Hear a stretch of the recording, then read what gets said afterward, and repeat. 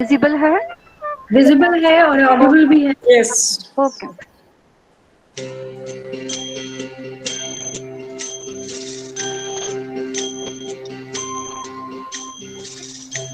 वैष्णव जन तो तेरे कहिए पीड़ पराई जाने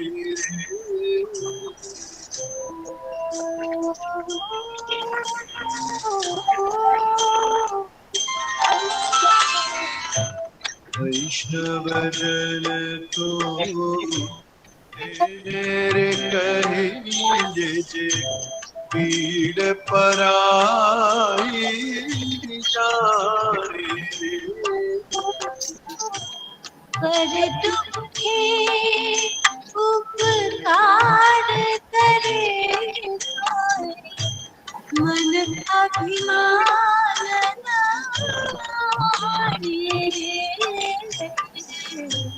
वैष्णव जन तो तेरे कहिए।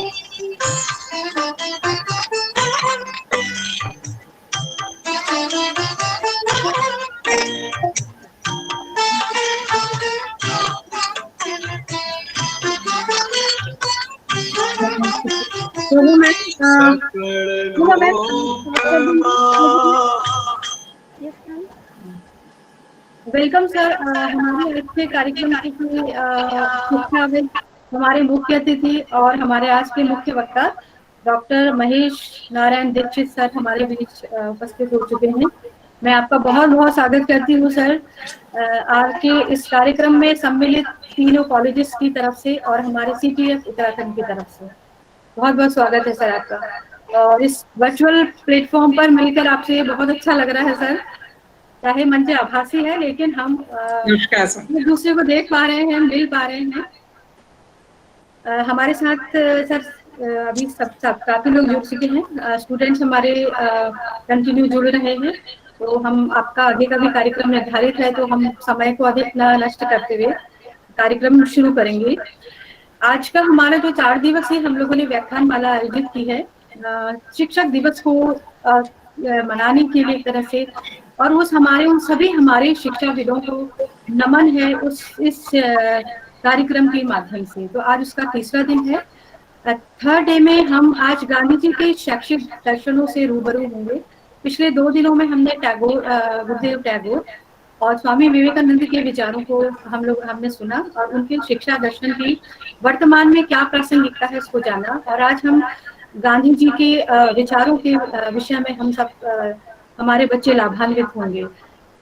सर हम जैसे शिक्षक दिवस की जब हम बात करते हैं और हम गांधी जी को ना उसमें ले तो ये एक बहुत बड़ी कमी होगी हमारी तरफ से। यूँ तो हम महात्मा गांधी जी को हम राष्ट्रपिता के रूप में या स्वतंत्रता सेनानी के रूप में, लेकिन जो उनके रूप का जो दूसरा पक्ष हम जो देखते हैं शिक्षाविद का, जिनका शैक्षिक दर्शन हर व्यक्ति के लिए, हर आयु वर्ग के लिए बहुत ही अधिक महत्वपूर्ण रहा है हमेशा से ही।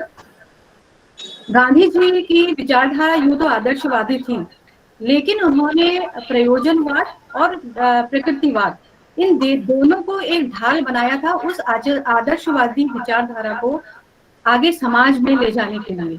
तो उसके लिए शिक्षा का उन्होंने कंसेप्ट दिया था जिसे हम वर्धा शिक्षा योजना के नाम से जानते हैं या नई तालीम के नाम से जानते हैं। बच्चे भी हमारे काफी जानते होंगे इस विषय में। तो हमारी जो नई शिक्षा नीति लागू हुआ 1 वर्ष उसे हो चुका है। तो कहीं ना कहीं हम ये मान सकते हैं कि गांधी जी की जो शिक्षा योजना है उसको नई थाली में परोस कर एक तरह से हमारे सामने लाया गया है। गांधी जी ने जो कुछ मुख्य बातें कही थी उनके जो शिक्षा दर्शन में गांधी जी की शिक्षा योजना जो थी वर्धा शिक्षा योजना, उन्होंने होलिस्टिक जो एक कंसेप्ट था, integrative, inclusive, enjoyable and engaging. तो ये शिक्षा योजना का उद्देश्य था नई तालीम का कि हम पुराने को ना छोड़ें और नए को लेते हुए आगे बढ़े और अपने संस्कारों के साथ में जुड़े रहें। तो उस शिक्षा योजना को सबसे का सही रूप हमारे सामने प्रस्तुत करेंगे आज के हमारे मुख्य वक्ता और शिक्षाविद doctor Mahesh Narayan Dikshit sir. Sir का के पास ज्ञान का जो भंडार है, उसके गागर से कि हम जो सागर है उससे हम कुछ बूंदे आज हम सर ले पाएंगे। तो मैं आपका sir DAV PG college Dehradun, DWT college Dehradun और नालंदा कॉलेज ऑफ एजुकेशन की तरफ से तथा CTF उत्तराखंड चैप्टर की तरफ से आपका इस आभासी मंच पर बहुत बहुत स्वागत करती हूँ।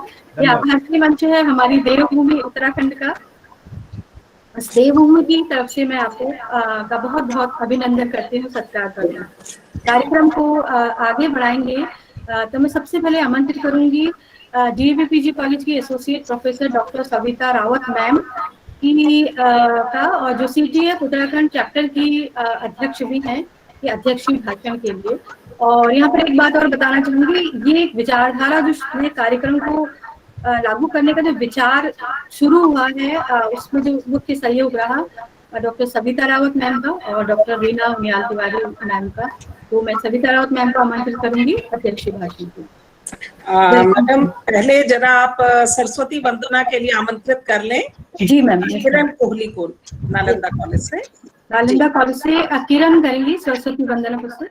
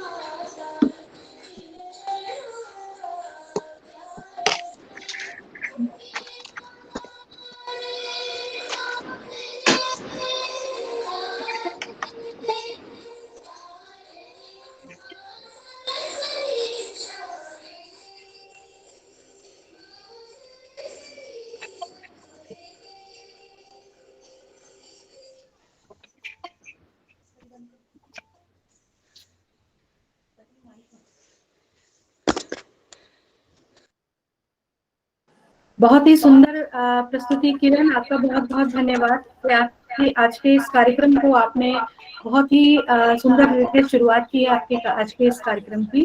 और माँ सरस्वती की वंदना इसलिए भी आवश्यक है क्योंकि वो ज्ञान देने वाली देवी है, तो वो ज्ञान की हर व्यक्ति के लिए, हर छात्र के लिए बहुत ही अधिक आवश्यकता है। एक बार पुनः धन्यवाद किरण आपको। अब मैं आमंत्रित करूंगी डॉक्टर सविता रावत मैम को। धन्यवाद विनीता मैम।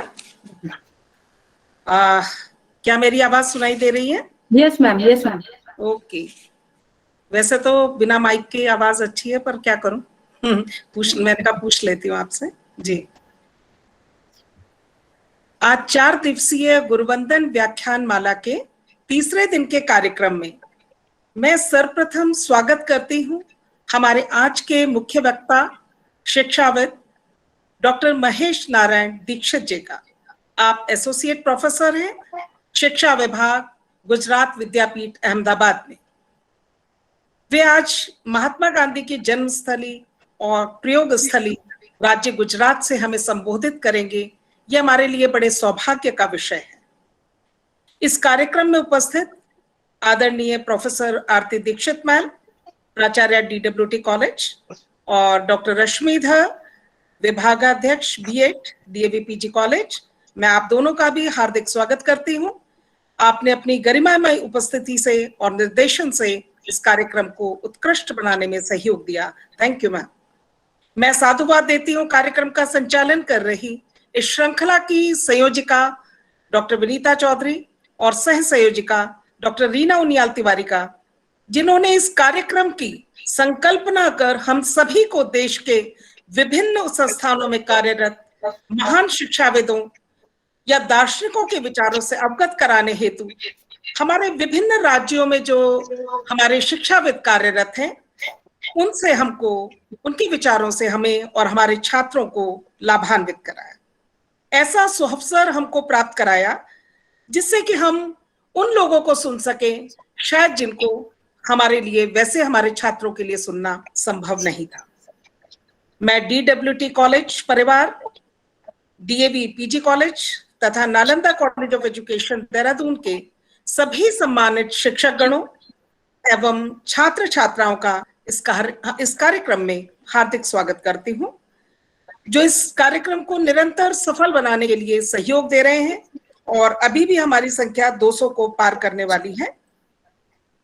डॉक्टर सुरेश पचौरी जी, सचिव CTF उत्तराखंड इकाई, जो कि इस कार्यक्रम को सफल बनाने में लगातार टेक्निकल सपोर्ट या और कोई भी सपोर्ट यदि हमें चाहिए उसके लिए हमेशा तत्पर रहते हैं। आपका भी मैं बहुत स्वागत करती हूँ। सबसे पहले हमने अपने बच्चों से बात की, लेकिन मुझे लगा कि हमारे जो सेकंड ईयर के बच्चे हैं उन्होंने अभी फिलॉसफी को पढ़ा नहीं है। एक्चुअली कल रीना मैडम ने उनको दर्शन का सामान्य अर्थ स्पष्ट भी किया था बात करते करते, किंतु जिन दार्शनिकों की हम बात कर रहे हैं, दर्शन का अर्थ वहां पर आकर बहुत विशिष्ट हो जाता है। वो अमूर्त चिंतन का प्रयास जिसके द्वारा आत्मा, ईश्वर, प्रकृति या संपूर्ण जीवन के रहस्यों को खोजने का प्रयास, ये है दर्शन का विशिष्ट अर्थ। वैसे तो शोपेनहावर ने कहा हर आदमी दार्शनिक है, क्योंकि वो रोज नई नई समस्याओं से जूझता है, रोज नई नई समस्याओं को सुलझाने के लिए, समाधान के लिए प्रयास करता है। किंतु क्या आवाज में दिक्कत है? नहीं मैम, किंतु होता क्या है, हमारी जो समस्याएं हैं वो इतनी सूक्ष्म है, इतनी छोटी हैं और मात्र हम तक सीमित हैं। मैं कल कॉलेज कैसे जाऊंगी, मैं राशन में कब मिलेगा, कौन से दिन मेरा क्या होगा, मैं और मेरे तक मेरी समस्याएं हैं, तो ये दार्शनिक अंदाज में नहीं आती। लेकिन जो हमारे दार्शनिक हैं, ज्ञान की खोज करना, सत्य की खोज करना, ये कोई आम आदमी की सरल कोई कार्य नहीं है। इसलिए निरंतर ज्ञान की पिपासा बनाए रखना, अनुशासन बनाए रखना, सावधानी के साथ विश्लेषण करना, ये एक दार्शनिक की पहचान है। इतने उच्च कोटि के रहस्यों को, इतनी उच्च कोटि की समस्याओं को साधारण ज्ञान या साधारण बुद्धि से ढूंढना संभव नहीं है।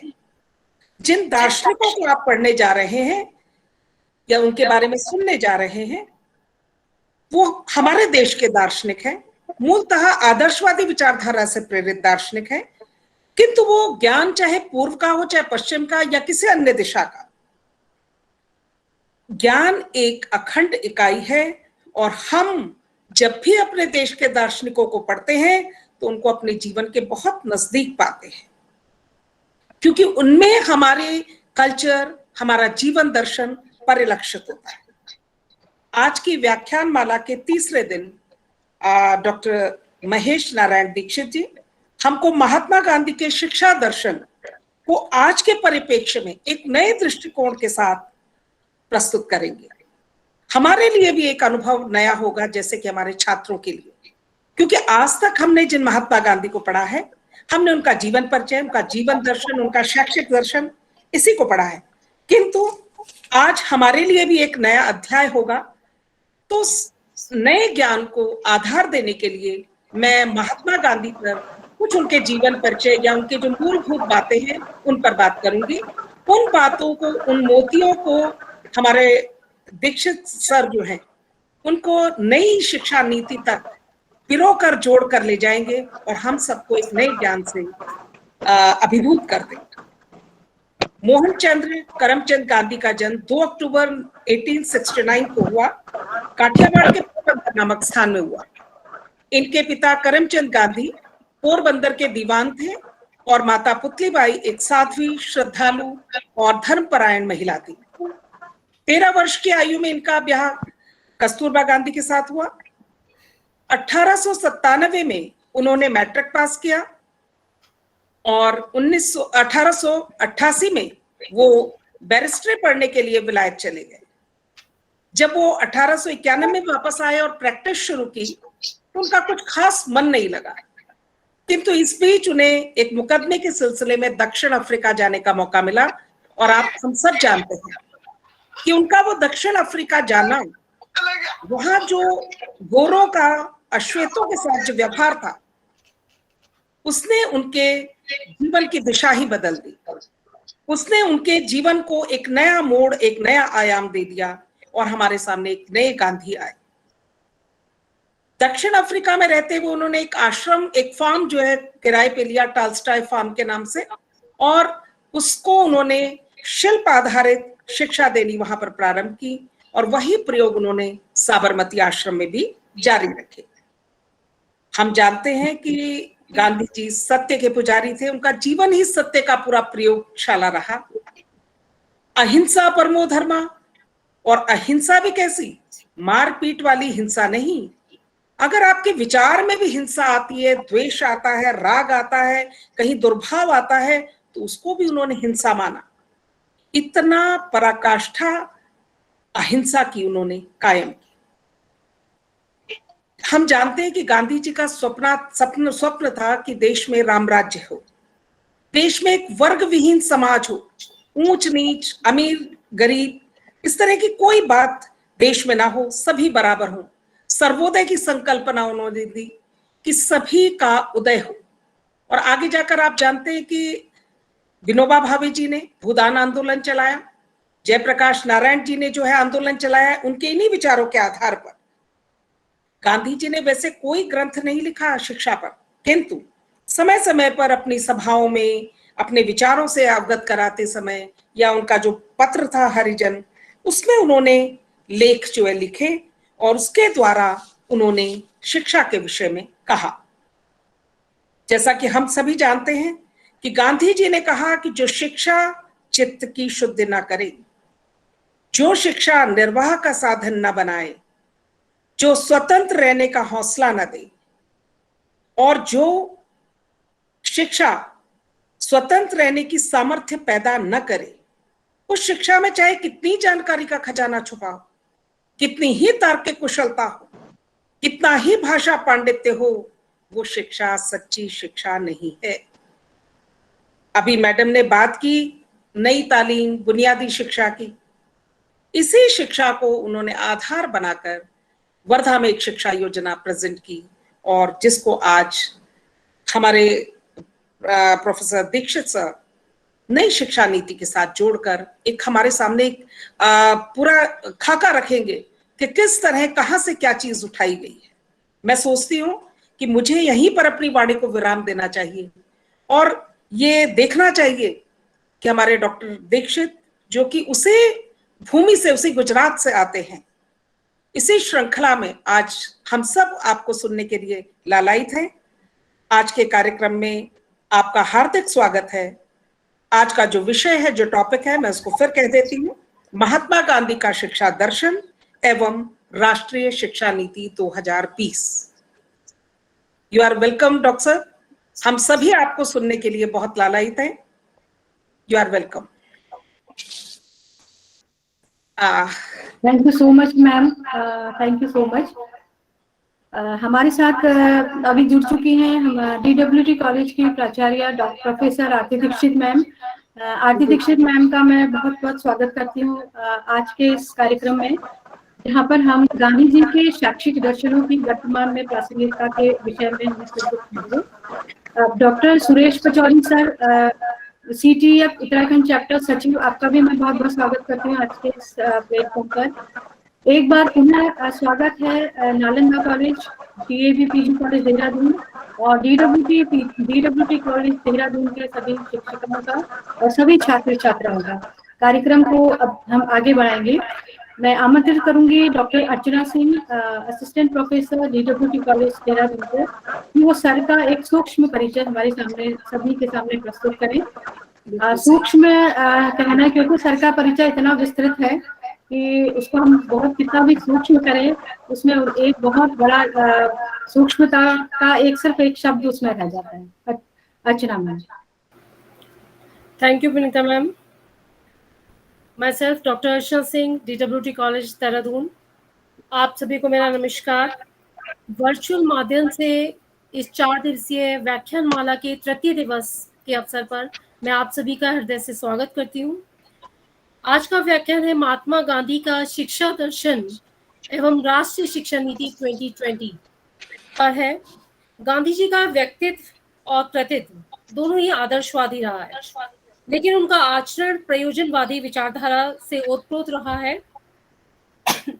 गांधी जी ने शिक्षा के क्षेत्र में बहुत काम किए हैं, जिसमें कि मैं ये कहना चाहूंगी कि उन्होंने जो नई शिक्षा नीति दी, नई शिक्षा तालीम एक्चुअली कहेंगे जिसे बुनियादी शिक्षा दी, जो कि क्रियाओं और अनुभवों पर आधारित थी। उन्होंने मूल रूप से व्यवहारिक शिक्षा को महत्व दिया। अतः हम देखेंगे राष्ट्रीय शिक्षा नीति 2020 जो आई है वो इस परिप्रेक्ष्य में क्या प्रभाव डालेगी। इस विषय में विस्तृत व्याख्यान हेतु हमारे बीच में है आज के वक्ता सम्मानित डॉक्टर महेश नारायण दीक्षित जी, जो कि एसोसिएट प्रोफेसर हैं गुजरात विद्यापीठ अहमदाबाद गुजरात से, जिनका की प्रभावशाली अपना व्यक्तित्व है। आपने अपनी higher education Banaras Hindu university से प्राप्त की है एवं PhD आपने गुजरात विद्यापीठ अहमदाबाद से की है। आपके निर्देशन में काफी सारे बच्चों ने PhD और MPhil की डिग्री प्राप्त की है। आपके द्वारा 7 माइनर रिसर्च प्रोजेक्ट कंप्लीट किए जा चुके हैं। आपने 55 रिसर्च पेपर आपने पब्लिश कराए हैं।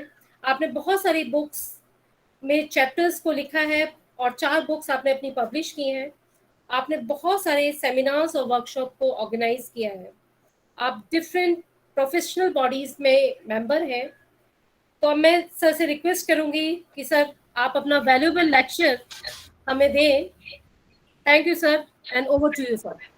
Welcome sir, welcome for the lecture. Sir एक चीज थोड़ा सा मैं आपसे कहना चाहूंगी कि आप उस भूमि से हैं जो गांधी जी की भूमि है, और आपने गांधी जी को जिस संस्थान में आपने गुजरात विद्यापीठ फर्स्ट VC उसमें गांधी जी स्वयं थे, और उन परिस्थितियों में वो विश्वविद्यालय खोले गए जब आवश्यकता थी कि हम अपने छात्रों को कि मैकाले की शिक्षा नीति से कैसे हम बाहर निकाल कर लाएं।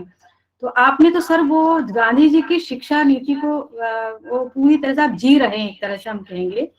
तो एक सूक्ष्म सा परिचय आप हमारे इन छात्रों को जरूर दें गुजरात विद्यापीठ का, जो हमने सुना है किसी भी माध्यम से कि किस तरह का एटमॉस्फेयर माहौल वहां पर है, क्योंकि आज की पीढ़ी जो है सर मॉडर्नाइजेशन की तरफ जा रही है, और हमारे जो इंस्टीट्यूट है हायर एजुकेशनल इंस्टीट्यूट वो प्रोफेशनल ज्यादा हो रहे हैं।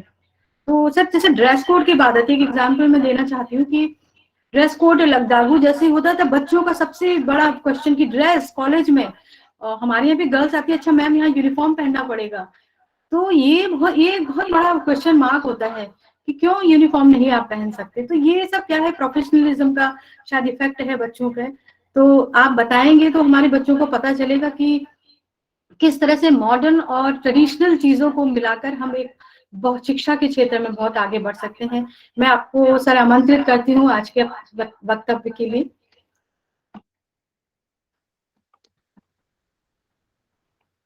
सर आपका माइक अभी माइक म्यूट है। सर माइक म्यूट है सर। हाँ, हाँ, सादर स्वागत है सर। सुनाई पड़ रहा हूँ मैं? Yes sir, yes sir. हाँ, ठीक है, आवाज तो बहुत प्यारी नहीं है मेरी, नहीं नहीं सर। लेकिन अगर सुनाई पड़ रहा हूँ और आप सुनने के लिए उत्सुक हैं तो मेरे लिए सौभाग्य का विषय है। सबसे पहले तो मैं यहाँ पे उपस्थित सारे मेरे से जो भी अग्रज और अग्रजा हैं उनको मैं वंदन करता हूँ। उसमें मैं कुछ नाम को जरूर लेना चाहूँगा यहाँ पे, जिसमें दीक्षित मैम, सविता रावत जी, सुरेश पसौरी जी, और साथ ही एक जमाने में, यूं कहें कि एक जमाने में हमारे साथ काम करने वाले या अध्ययन करने वाले हमारे दो मित्र रीना जी और विनीता जी, आप सबको मैं वंदन भी करता हूं, प्रणाम भी करता हूं और इस कार्यक्रम को आयोजित करने के लिए अभिनंदन भी देता हूं। क्योंकि शिक्षा की इस प्रक्रिया में एक शिक्षक अगर शिक्षा के बारे में नहीं सोचेगा तो ये राष्ट्र शिक्षा को उसी तरह से भुला देगा जैसे कि कभी अंग्रेजों के जमाने में भारतीय शिक्षा को भुला दिया गया था। और ये शिक्षा की व्यवस्था में जो दायित्व हम शिक्षकों का है, उससे बड़ा दायित्व और किसी का नहीं है, क्योंकि हम इस पूरी शिक्षा व्यवस्था में वो स्टेक होल्डर्स हैं जो कि केंद्र में है। हालांकि हम मुख्य नहीं है, मुख्य तो हमारे वो बच्चे हैं जिनके बारे में हम अभी बात कर रहे थे कि वो मॉडर्नाइज हो गए हैं, प्रोफेशनलिज्म को ज़्यादा बढ़ावा दे रहे हैं और वो अपने लिबर्टी के बारे में ज़्यादा चिंतित है और वो सोचते हैं कि वस्त्र ही हमारी लिबर्टी का परिचायक है, तो हम जो चाहेंगे वो पहनेंगे। बिल्कुल सही बात है। बच्चे अगर ऐसा सोचते हैं तो उन्हें सोचने का पूरा अधिकार है और इनकी इसी सोच को अगर हम आधार बनाए तो हमारी चुनौतियों का प्रारंभ होता है, क्योंकि हमें उन्हें समझाना है कि स्वतंत्रता और उच्छृंखलता दो ऐसे पैमाने हैं जो कि दो छोर पे हैं और जीवन हमेशा, कहते हैं ना कि जीवन हमेशा जो है वो इक्विलिब्रियम में चलता है, जो बीच की स्थिति में चलता है, और बीच की स्थिति में जो जीवन चले वही सुखद होता है और टिकाऊ भी होता है, सस्टेनेबल होता है। इसकी बात हम करेंगे, चर्चा करेंगे जब गांधी दर्शन और उनके शिक्षा के बारे में हम बात करेंगे तो विस्तार से इस प्रश्न को भी हम उत्तरित करने का प्रयास करेंगे। और मेरी तरफ से भी मैं बच्चों को समझाने का प्रयास करूंगा कि भाई गुजरात विद्यापीठ में क्या चलता है और क्यों चलता है, तो इन सारे प्रश्नों का जवाब भी आपको वहां से मिलेगा। सबसे पहले तो मैं अपनी बात करूं, क्योंकि अगर गुजरात विद्यापीठ की बात करनी है तो इसकी शुरुआत इकाई से करते हैं। और यह इस समय मैं मानता हूं कि इस मंच में, इस सभा में जितने लोग बैठे हुए हैं उसमें अगर गुजरात विद्यापीठ की कोई इकाई है तो मैं स्वयं हूं। तो मैं अपने से शुरुआत करता हूं। जैसा कि आप सब लोग जानते हैं कि मैं बनारस हिंदू यूनिवर्सिटी से पढ़ा। आज जैसे कि 208 लोग यहाँ पे जुड़े हुए हैं, मैं मान के चलता हूँ कि इसमें कम से कम 190 हमारे बच्चे होंगे जो कि भावी शिक्षक और शिक्षिका बनने के लिए उत्सुक हैं। वैसे ही किसी जमाने में मैं भी बनारस हिंदू यूनिवर्सिटी के उस वर्ग में बैठता था, उस कक्षा में बैठता था जहाँ पे हमें बीएड की ट्रेनिंग दी जाती थी, और उस ट्रेनिंग के दरमियान ही 4 व्यक्तियों का बहुत ही नाम लिया जाता था। खास करके 4 दार्शनिकों का इतना ज्यादा नाम लिया जाता था, उनका इतना महिमा मंडन किया जाता था कि अनायास ही अचेतन मन से भी ये सोचने को मन मजबूर हो जाता था कि वाकई ये क्या विभूति है। एक तो वो जिनके मैं विश्वविद्यालय में पढ़ता था, मालवीय जी, मदन मोहन मालवीय, जिनके सपनों का साकार स्वरूप बनारस हिंदू यूनिवर्सिटी अपने आप में है। सबसे बड़ा एकल कैंपस रखने वाला एशिया का विश्वविद्यालय, जो कि 5 गांवों को मिला करके बना, और हम लोगों को अपने क्लास से लाइब्रेरी भी जाना पड़ता था तो साइकिल से जाते थे क्योंकि पैदल पहुंच नहीं सकते थे। उसके बीच की दूरी 2.5 किलोमीटर थी, लेकिन कैंपस एक। तो ऐसी विराट संकल्पना फिजिकल ही नहीं थी बल्कि इंटेलेक्चुअली भी ये विराट संकल्पना मालवीय की थी। उसको मैंने महसूस किया था, देखा था। लेकिन इन्हीं के साथ 3 नाम और आते थे। एक नाम टैगोर का, जिसके बारे में यहाँ पे कल चर्चा हुई और जिसकी बहुत ही भूरी भूरी प्रशंसा हमारे रीना मैडम ने किया कि कल बहुत ही अच्छा लेक्चर था सर। और इतना ही नहीं कहा उन्होंने इसके साथ ये भी कहा आप भी वैसा ही करेंगे। मतलब वो अपेक्षा भी हमारे ऊपर लाद दी गई। हालांकि ठीक है, मित्र है, मित्रों की अपेक्षाएं होती है और इन अपेक्षाओं से शायद हम आगे भी बढ़ते हैं। तो वो टैगोर, जिन्होंने भारतीय शिक्षा व्यवस्था में बच्चे को मूल में लाके खड़ा कर दिया। उन्होंने जनमानस को समझा दिया कि इस पूरी शिक्षा व्यवस्था का कोई केंद्र बिंदु है तो वो शिक्षक, सरकार, मंत्रिमंडल, राजनीतिज्ञ, प्रशासक ये नहीं, बल्कि जिसके लिए है वो मूल है, वो केंद्र में है। और प्रकृतिवाद की अगर जो सबसे बड़ी विशेषता है तो वो यही है, क्योंकि उसी बच्चे को समझने के लिए मनोविज्ञान शुरू होता है, उसी को समझाने के लिए टेक्नोलॉजी की जरूरत पड़ती है, उसी को क्या पढ़ाना है ये समझने के लिए फिलॉसफी की जरूरत पड़ती है। तो सबसे पहली भूमिका उसकी होती है, उसे हमने सीखा, ये बातें आई। लेकिन इसके बाद एक और नाम हमारे सामने उभर के आया, वो था अरविंद का, जो कि एक अतिवादी विचारधारा स्पिरिचुअलिटी के संदर्भ में तो मान सकते हैं। अरविंद घोष जिन्होंने अड्यार में जाकर के अपनी संस्था को एक मूर्त स्वरूप दिया और वहां से भारतीयकरण की शिक्षा के, भारतीयकरण के और खास करके उसे उस प्राचीन विरासत से जोड़ने की जो परंपरा शुरू हुई, वो भी आध्यात्मिक क्षेत्र में वो अद्वितीय है अपने आप में। लेकिन इन सबके बीच लेट्स शेयर साइंस, ये अपना माइक जरा म्यूट कर दें। ये स्टूडेंट्स अपना माइक म्यूट करें बेटा, बहुत डिस्टरबेंस हो रही है। लेट्स शेयर साइंस के नाम से कौन जुड़ा हुआ है, म्यूट करें। धन्यवाद। हाँ, तो मैंने कहा कि अरविंद घोष की मैंने बात की कि उनके एक विचारधारा में, उनके दार्शनिक विचारधारा में एक वो ऊंचाई थी जो एक अलग दिशा में हमें ले जाती थी। लेकिन इन सब के बीच एक नाम मैंने सुना, महात्मा गांधी का, जिसे हम राष्ट्रपिता के रूप में जानते थे, जिसे हम एक अच्छे राजनेता के रूप में जानते थे, जिसे हम एक अच्छे अहिंसक के रूप में जानते थे, जिसे हम एक अच्छे सत्याग्रही के रूप में जानते थे, जिसे हम एक अच्छे वकील के रूप में जानते थे, जिसे हम एक अच्छे रचनात्मक कार्यक्रम को देने वाले व्यक्तित्व के रूप में जानते थे, उसे एक बार फिर से हमें एक शिक्षक के रूप में जानने को मिला। आश्चर्य हुआ, कितनी बड़ी विभूति, जो कि उस जमाने में भी लगभग 38 करोड़ लोगों को लेकर के नेतृत्व दे रहा हो, उसके पास इतना समय कहां कि वो शिक्षा के बारे में सोचे, वो राष्ट्र को आजादी दिलाए, लोगों का मार्गदर्शन करे, आंदोलन को आगे बढ़ाए, भारत की गरीबी से जूझने के लिए लोगों को अपने पैरों पर अवलंबित करे, कि वो शिक्षा के विषय में सोचे। ये जान के बड़ा आश्चर्य हुआ कि इस पूरी विचार श्रृंखला में, दार्शनिक परंपरा में, और खास करके आधुनिक दार्शनिक परंपरा में अगर किसी ने शिक्षा के बारे में गहराई से जाकर के अगर किसी ने सोचा और संपूर्णता के दृष्टिकोण से अगर किसी ने सोचा, तो निसंदेह वो महात्मा गांधी है। क्योंकि महात्मा गांधी ने सिर्फ बालक को केंद्र में शिक्षा में नहीं रखा, बल्कि महात्मा गांधी ने यह कह दिया कि किसी भी शिक्षा व्यवस्था की धरोहर या आधारशिला उसकी संस्कृति होती है, उसकी सामाजिक आवश्यकताएं होती हैं, उसकी आर्थिक जरूरियातें होती हैं, उसकी आध्यात्मिक ऊंचाई होती है, उसकी दार्शनिक परंपरा होती है, और इन सब के बीच से जो निकल के आती है, जो कि सबको सम्मिलित करने का काम करती है, वो उसकी मनोवैज्ञानिक विचारधारा होती है। क्योंकि वो मनोविज्ञान दूसरा कुछ नहीं करता, मन को मन से जोड़ने का शास्त्र है और कुछ नहीं है मनोविज्ञान। तो उसे हवा बनाने की जरूरत नहीं है, हमें मनुष्य को समझना है। क्योंकि मनोविज्ञान ये तो हमें समझा सकता है कि हम किसी को कैसे समझें और कैसे पढ़ाएं, लेकिन उतनी बातें शिक्षा के उद्देश्यों की पूर्ति में सहायक नहीं है।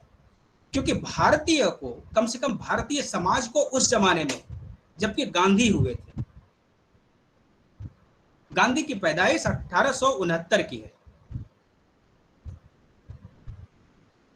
100 वर्ष से भी ज्यादा पहले भारत कैसा रहा होगा, उसकी सामाजिक संरचना कैसी रही होगी, उसकी अर्थव्यवस्था कैसी रही होगी, इसका अंदाजा हम अपने आप लगा सकते हैं जब हम अपने 3 पीढ़ी आगे के बुजुर्गों की बात करते हैं, जिनके पैरों में चप्पल नहीं थे, जिनके तन पे रोज बदलने के लिए कपड़े नहीं थे, माओं के पास रोज बदलने के लिए साड़ियां नहीं थी। उस परिस्थिति को ध्यान में रख करके अगर किसी ने शिक्षा को पुनर्जीवित और पुनर्व्याख्यायित करने का काम किया, तो महात्मा गांधी थे। समाज को उन्होंने माना, भारतीय मूल्यों की आधारशिला पे, भारतीय आध्यात्मिक शास्त्र की आधारशिला पे उन्होंने इस पूरी शिक्षा व्यवस्था को खड़ा किया था। और उस पूरी शिक्षा व्यवस्था में अगर कोई केंद्र में रखा गया तो समाज की आवश्यकताएं थी, और उस तत्कालीन समाज की आवश्यकता यह थी कि पहले तो स्वराज की प्राप्ति की जाए। जो घुसपैठी है भारतीय व्यवस्था को, वो संस्कृति हो, चाहे आर्थिक हो, चाहे सामाजिक हो, चाहे राजनीतिक हो, चाहे धार्मिक हो, उस व्यवस्था को जो ध्वस्त किए जा रहे हैं उससे उन्हें दूर किया जाए और अपने भारतीयकरण को उस पूरे शिक्षा व्यवस्था में माध्यम बना दिया जाए। तो वहां से गांधी के शैक्षिक चिंतन की शुरुआत होती है। जैसा कि मैंने कहा कि उस जमाने में जब हमें गांधी पढ़ाया गया और एक शिक्षक के रूप में, तो बड़ा आश्चर्य हुआ कि इतना बड़ा लीडर शिक्षा के बारे में सोचेगा।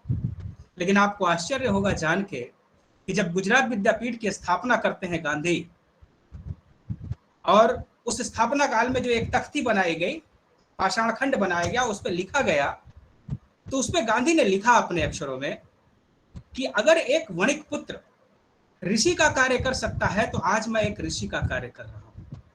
आप सोच सकते हैं कि महात्मा अपने आप को उस दिन ऋषि के रूप में प्रस्तुत कर रहा है तो वो कितना सुखी होगा और कितना आनंदित होगा। हम समझ सकते हैं इस बात से। तो उनके जेहन में सबसे नजदीक अगर कोई चीज थी तो वो थी शिक्षा। अब वो कैसे थी, ये शिक्षा कैसे उनके मन में आई, इस शिक्षा दर्शन का उनमें कैसे विकास हुआ, किस किस पड़ावों को उन्होंने पार किया, इस सारी चीजों को हम समझेंगे, ब्यौरेवार समझेंगे। क्योंकि मैं समझता हूं कि मेरे पास लगभग अभी भी 45 मिनट बचे हुए हैं। क्या कहते हैं रीना जी, ठीक है ना? हाँ, तो चलिए शुरू करते हैं उस यात्रा को जहां से गांधी हमें छोड़ गए थे, उसके पीछे देखते हैं। क्योंकि एक जमाना था कि उनके बारे में कहा जाता था कि चल पड़े जिधर दो डगमग, चल पड़े कोटि पग उसी तरफ। मतलब जो दो पग जिस तरफ अगर चल दिए तो करोड़ों की संख्या में लोग उस तरफ चल जाते थे। और उसी गांधी को आज हमने फिर से भुलाने का प्रयास किया और जिसका खामियाजा हमने पिछले 70 वर्षों से भुगता है। ऐसा नहीं कि गांधी की विचारधारा और उनके शिक्षा को लागू करने की मनसा सरकार में नहीं थी। मनसा थी, इच्छा थी, लेकिन वो दृढ़ नहीं थी। वो कभी जाति से बध गई, कभी वर्ग से बध गई, कभी विदेशी प्रभाव से बध गई, और इन सब के बीच अगर कुछ छूटा तो हमारी भारतीयता छूटी, हमारी संस्कृति छूटी, हमारी वो आत्मनिर्भर रहने वाली व्यवस्था छूट गई, वो हमारी स्वावलंबी बनाने वाली शिक्षा छूट गई। आइए एक बार फिर से हम आज उसी गांधी और उसी शिक्षा दर्शन को याद करते हैं कि क्या है गांधी। दोस्तों, जैसा कि सविता जी ने बताया कि गांधी का जन्म गुजरात के पोरबंदर में हुआ 2 अक्टूबर 1869, और गांधी कुछ ही वर्षों के बाद पढ़ने के लिए चले गए विलायत, लंदन, और उन्होंने वहां से की बैरिस्टरी पास। बैरिस्टरी पास करने के बाद उनका जाना हुआ दक्षिण अफ्रीका, और यहीं से उनके जीवन में परिवर्तन की शुरुआत होती है। क्योंकि जब गांधी विलायत गए थे तो वहां उन्होंने अपने आप को पूरी तरीके से अंग्रेज बनाने की सोच ली थी, ठान ली थी। अगर आप उनका आत्मकथा पढ़ें, सत्य का प्रयोग नाम से उन्होंने अपनी आत्मकथा लिखी है, उस आत्मकथा को पढ़ें तो आपको लगेगा कि गांधी ने कितना प्रयास किया था कि नहीं, मुझे तो इंग्लिशमैन बनना ही बनना है। लेकिन वही गांधी जब दक्षिण भारत के एक भूभाग में जाते हैं, कुछ महिलाएं बारी बारी से उन्हें मिलने आती हैं, साथ नहीं आती हैं, और जब पूछने पर पता चलता है कि घर में साड़ी सिर्फ एक है, इसलिए तीनों एक साथ नहीं मिल सकती, उसी दिन गांधी अपने शरीर से वस्त्रों को त्याग देते हैं और सिर्फ एक धोती में आ जाते हैं, और वो आजीवन पहनते हैं। उनका प्रण कि जब तक भारत की पूरी जनता के शरीर पे वस्त्र नहीं आ जाएगा तब तक ये गांधी एक ही वस्त्र से काम चलाएगा। और रही बात, विनीता मैडम ने एक बात कही अभी थोड़ी देर पहले कि आज के बच्चे मॉडर्नाइज हो रहे हैं। अच्छी बात है, होना चाहिए, लेकिन मैं यहाँ ये जरूर कहना चाहूंगा कि गांधी से बड़ा आधुनिक व्यक्ति कोई नहीं था। उनकी विचारधारा को देखें, उनके कार्यों को देखें, तो न तो सोच में, न तो फैशन में, न तो उनके स्टाइल में उनसे बड़ा आधुनिक कोई नहीं था। हाँ, हमने आधुनिकता की परिभाषा क्या बना ली, ये डिपेंड करता है कि हम उनको आधुनिक कहेंगे कि नहीं। लेकिन जो वाकई आधुनिकता की परिभाषा है, उस परिभाषा से हम देखें तो हम मानेंगे कि जो पोस्ट मॉडर्निज्म जिसे हम कहते हैं, जो कि ज्ञान आधारित है, जो कि विचार आधारित है, उस दृष्टिकोण से देखें तो गांधी से बड़ा आधुनिक कोई नहीं था, न उस जमाने में न तो आज, क्योंकि उन्हीं के विचारों को फिर से फॉलो करने की जरूरत पड़ी। हालांकि राष्ट्रीय शिक्षा नीति 2020 में कहीं पे भी गांधी के नाम का उल्लेख नहीं है, लेकिन एक एक पन्ने पर गांधी की वही वर्धा समिति में प्रस्तावित की गई शिक्षा योजना है जो कि आज से लगभग 8 दशक पहले दी गई थी। आप उसे पढ़िए, उस पूरे 27 खंड को पढ़ जाइए, 27 सेक्शन को पढ़ जाइए, सब में गांधी नजर आएंगे, गांधी की बातें नजर आएंगी। क्योंकि गांधी अपने आप में बहुत ही हेलिस्टिक अप्रोच रखते थे। कहीं से आप छोड़ना भी चाहें तो नहीं छोड़ सकते। हाँ, शर्त इतनी है कि सांस लेना छोड़ना है तो गांधी को छोड़ना पड़ेगा, बाकी गांधी छूटने वाले नहीं है। गांधी तो रहेंगे, साथ में रहेंगे। तो मैंने बात की कि उनके शिक्षा की शुरुआत कहां से होती है। उन्होंने विलायत में शिक्षा प्राप्त की और इस शिक्षा से वो बैरिस्टर तो हो गए, लेकिन जब बैरिस्टर होके आए तो उन्होंने अपनी वकालत की शुरुआत कर दी। पहले तो राजकोट, फिर वहां से चले गए मुंबई, लेकिन वकालत चली नहीं उनकी, क्योंकि अब वकालत प्रोफेशन ही ऐसा है कि एक पक्ष इसमें हमेशा असत्य होता है और एक सत्य होता है। अब खुदा न खास्ता अगर असत्य पक्ष का आपने पैरोकारी ले ली तो झूठ तो बोलना पड़ेगा। अब गांधी से ये तो होता नहीं था। और वैसे भी गांधी स्वभाव से बहुत ही शर्मीले थे। उनका पहला लेक्चर जो उन्होंने शाकाहारियों की सभा में दिया था लंदन में, उसे अगर सुने, उसे अगर पढ़ें, उसके बारे में जानकारी प्राप्त करें तो प्राप्त होगा कि वो 3 शब्द से ज्यादा बोल ही नहीं पाए। वो सिर्फ आभार मान के ही बैठ गए।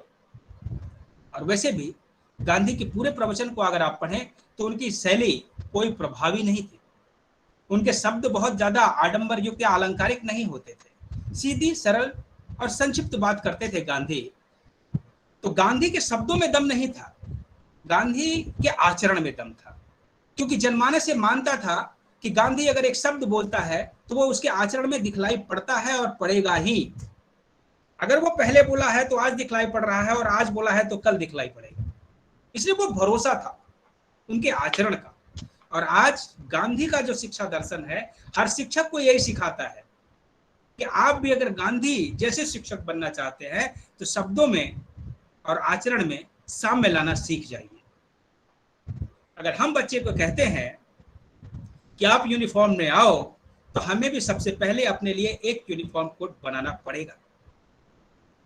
अगर हम बच्चों से ये कहते हैं कि आप नशा मत करो, तो हमें सबसे पहले नशा मुक्त होना पड़ेगा। अगर हम बच्चों से ये कहते हैं कि समय से क्लास में आ जाओ, तो हमें भी क्लास में समय से आना पड़ेगा। क्योंकि गांधी की ही एक घटना मैं आपको बताता हूँ। एक महिला गांधी के पास जाती है और वो कहती है कि इस बच्चे को गुड़ खाने की बहुत आदत है, इसे जरा छुड़वा दीजिए। आपकी बात तो पूरा हिंदुस्तान मानता है, ये बच्चा भी मानेगा। गांधी बोले कि 1 हफ्ते के बाद आना। तुरंत कोई शिक्षा न दिया उन्होंने।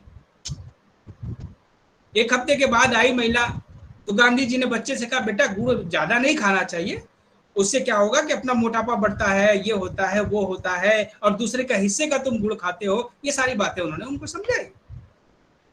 महिला बड़े आश्चर्य भाव से देख रही थी कि यही बात कहनी थी तो 1 हफ्ता पहले कह दिए होते महात्मा, इतना दिन लटकाने की क्या जरूरत थी। तो गांधी से उन्होंने पूछा, तो गांधी ने कहा कि मैं ये उस दिन भी कह सकता था, लेकिन मेरे वो आचरण में नहीं था, क्योंकि मुझे भी गुड़ बहुत पसंद है, मैं भी बहुत खाता था। तो मैंने 1 हफ्ते से छोड़ा और लगा कि अब मैं छोड़ सकता हूँ, तो मैंने ये बात कही। तो मेरा यही कहना है, और यहाँ पे जो विद्यार्थी मुझे सुन रहे हैं वो ज्यादा उत्साह में ना आ जाए कि शिक्षक करेंगे तभी हम करेंगे। आप जो आज करने के लिए सोच रहे हो ना, ये लोग वो करके आए हैं, तब इन्हें समाज ने इतनी स्वतंत्रता दी है कि आप अब ये कर सकते हैं। फिर भी इनका जीवन बहुत ही मर्यादित है मित्रों। इसलिए सारे विद्यार्थी मित्र जो भी यहाँ बैठे हुए हैं, उनसे मैं बता दूं कि गुजरात विद्यापीठ में आज भी यूनिफॉर्म चलता है और हमारे बीएड के, एमएड के बच्चे आज भी खादी के वस्त्रों में और नियत रंग के वस्त्रों में पहन के आते हैं और उसी में अध्ययन अध्यापन का कार्य करते हैं। यूनिफॉर्म का मतलब आपकी स्वतंत्रता का हनन नहीं है। यूनिफॉर्म का मतलब होता है कि एक समान धरातल पर सबको ला देना, और एक शिक्षक जब तक समान धरातल पर नहीं आएगा, उसकी सोच समान नहीं हो सकती। क्योंकि हो सकता है कि आप बहुत अमीर बाप के बेटे हो तो आप बहुत अच्छा वस्त्र पहन के आएंगे, और मेरे जैसा गरीब व्यक्ति जिसके पास सिर्फ एक ही जोड़ी कपड़ा है तो रोज उसी को पहन के आएगा, तो शायद वो हीन भावना का शिकार हो जाएगा। तो उसकी मदद करने के लिए हमें यूनिफॉर्म पहनना है, उस मानवीयता को जीवित रहने के लिए हमें यूनिफॉर्म पहनना है। दूसरी बात, यूनिफॉर्म आपकी एक पहचान होती है। जैसे गुजरात विद्यापीठ में हम शिक्षकों के लिए भी एक ड्रेस कोड है, हम लोग भी खादी के वस्त्र ही पहनते हैं, और इसमें हमें न तो कभी शर्म होती है, न तो संकोच की अनुभूति होती है, बल्कि इससे हमें सुविधा रहती है। हम जहां भी जाते हैं हम पहचान लिए जाते हैं। ये प्रोफेसर गुजरात विद्यापीठ के हैं, और सही मानिए, एक बार आप यूनिफॉर्म में सब लोग एक फोटो खिंचवा लीजिए अपनी, और रंग बिरंगे कपड़ों में एक फोटो खिंचवा लीजिए और उसको दीवार पे रख दीजिए। आप हमेशा सुंदर यूनिफॉर्म वाले फोटो में ही लगेंगे। ये बात गांठ बांध लीजिए आप, क्योंकि यूनिटी, सिमिलैरिटी, ये अपने आप में एक अनुशासन का परिचायक होता है, ये अनुशासन की शिक्षा देती है। तो विद्यापीठ में करते हैं हम लोग, इसलिए मैं आपको कह सकता हूं कि ये रखा जा सकता है। इससे हमारा मॉडर्नाइजेशन कहीं से भी खंडित नहीं होता। दोस्तों, बात गांधी की करते हैं। गांधी की शिक्षा दर्शन की करते हैं और राष्ट्रीय शिक्षा नीति की करते हैं। गांधी के दर्शन, शिक्षा दर्शन की शुरुआत होती है 1904 में, जब वो दक्षिण अफ्रीका में फिनिक्स आश्रम की स्थापना करते हैं। और फिनिक्स आश्रम की स्थापना करने के पीछे एक पुस्तक है, अनटू द लास्ट, जो कि रस्किन की पुस्तक है। उस पुस्तक का बड़ा प्रभाव था उनके ऊपर, और उन्होंने उसका गुजरातीकरण करवाया और उसे नाम रखा सर्वोदय, सबका उदय, अनटू द लास्ट। इस पुस्तक को पढ़ने के बाद उनके मन में आश्रम जीवन जीने की एक ललक जग गई, क्योंकि उन्होंने माना, उन्होंने पाया कि ये व्यवस्था हमें लोगों के साथ जोड़ने में मदद करेगी। क्योंकि गांधी तो दक्षिण अफ्रीका में बैरिस्टर थे, और इतने बड़े बैरिस्टर थे कि आज के जैसे अगर हम कहें कि जेठमलानी, कपिल सिब्बल, जो कि बहुत बड़े पैसे वाले लोग हैं, उन पैसे वाले लोगों की श्रेणी में गांधी वहां पे बैरिस्टर और उसमें धन कमाने की स्थिति में थे।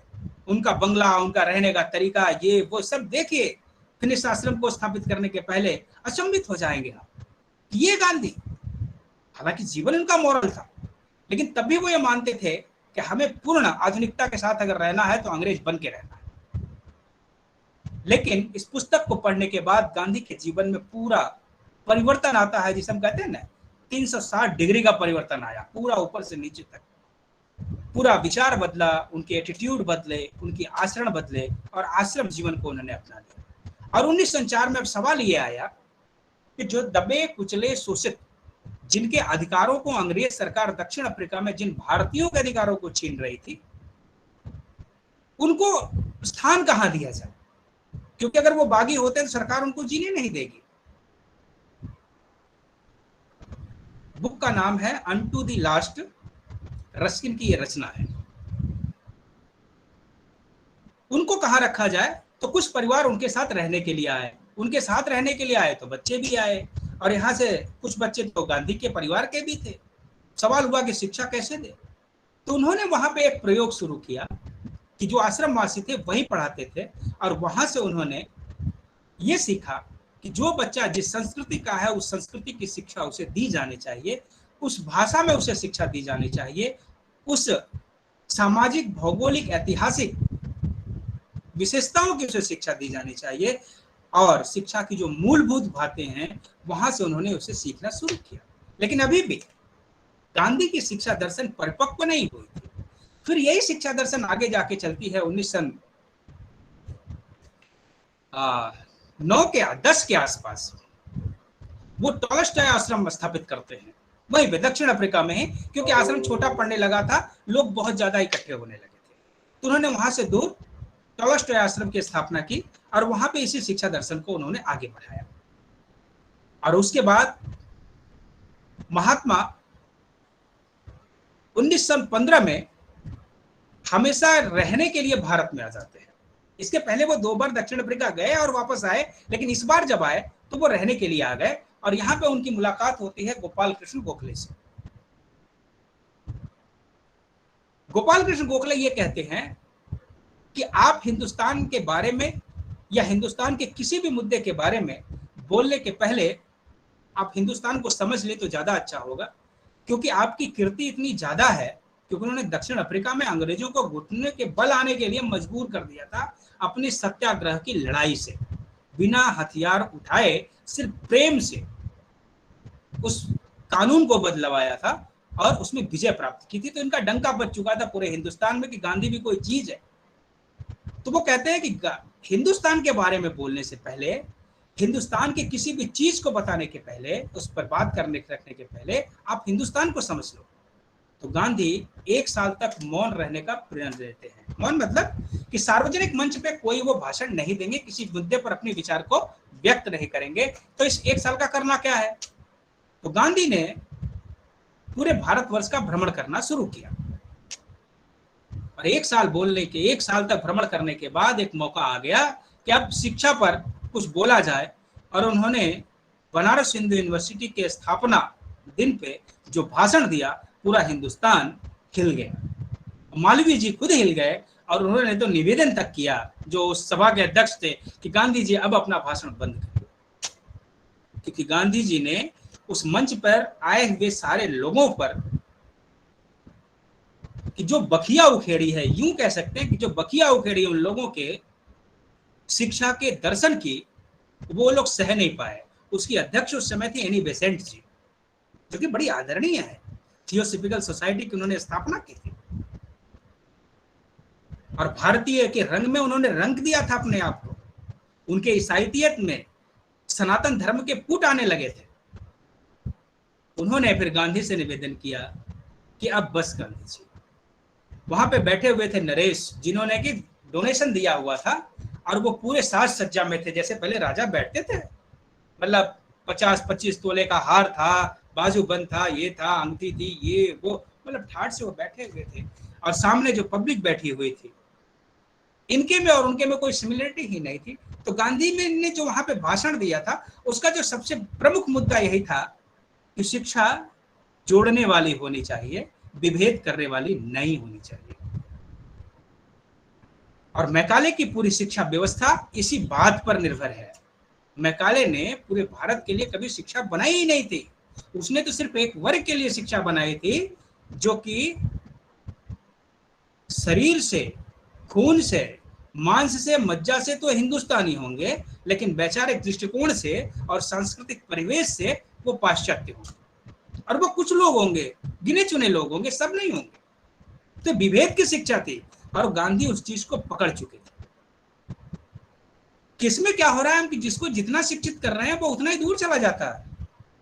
और आज भी हम यही पाते हैं कि हमने जिसको जितना शिक्षा दे दिया, वो अपनी धरातल से, अपने मूल्यों से, अपने जो कहते हैं ना खानदानी जो पेशा है हमारा। हम पहले गरीब क्यों नहीं थे भाई?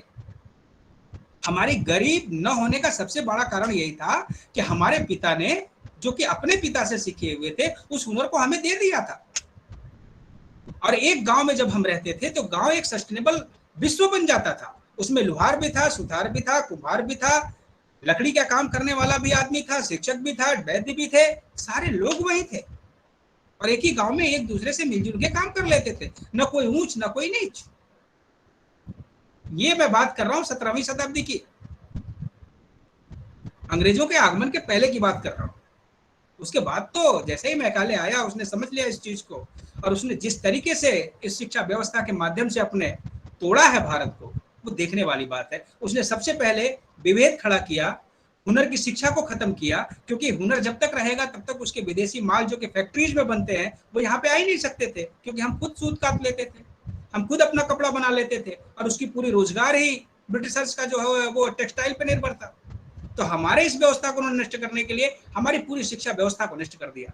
तो गांधी ने काशी हिंदू विश्वविद्यालय के मन से यही कहा था कि आप पहले इस विभेद को हटाइए, और उस विभेद को हटाने के संदर्भ में उन्होंने बहुत सारी बातें कही थी, जिसमें मातृभाषा को महत्व देने की बात कही थी, स्वावलंबन की बात कही थी, जोड़ने की बात कही थी, भारतीय सांस्कृतिक मूल्यों को लागू करने की बात कही थी, हुनर को बात कही थी। और ये सब बातें इतने ही अद्भुत शैली में कही कि सामने जो जनमेदिनी थी वो ताली बजा रही थी, और जो इस तरफ बैठी हुई कुछ संभ्रांत व्यक्ति थे वो शर्म से अपना सर झुकाए वहां नीचे बैठे हुए थे।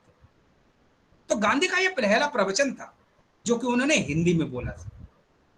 उनसे कहा गया कि इंग्लिश में बोलिए, उन्होंने कहा कि नहीं, सामने जो लोग हैं वो तो हिंदी नहीं समझते, इंग्लिश नहीं समझते, तो हिंदी में बात की, जनमानस की बात की। तो शिक्षा भी तो जनमानस की भाषा में दी जानी चाहिए ना। मुझे बहुत ही आनंद हो रहा है आप लोगों के साथ यहाँ पे इस मंच पे आके, क्योंकि आपने अपना ब्रोशर भी हिंदी में बनाया है, अपनी प्रादेशिक भाषा में बनाया है, अपनी राष्ट्रभाषा में बनाया है, बिना किसी शर्म के, बिना किसी संकोच के। और ये जो आत्मबल है, ये जो समर्पण है भाषा के प्रति, ये दिखना चाहिए हमें। गांधी ये कहते हैं, क्योंकि पूरी गांधी के शिक्षा दर्शन में 5 ही बातें मुख्य हैं, और सिर्फ उन 5 बातों को अपना लें तो हम अपनी शिक्षा को भारतीय शिक्षा के रूप में लगा देंगे। तो मैं बात कर रहा था 1916 की।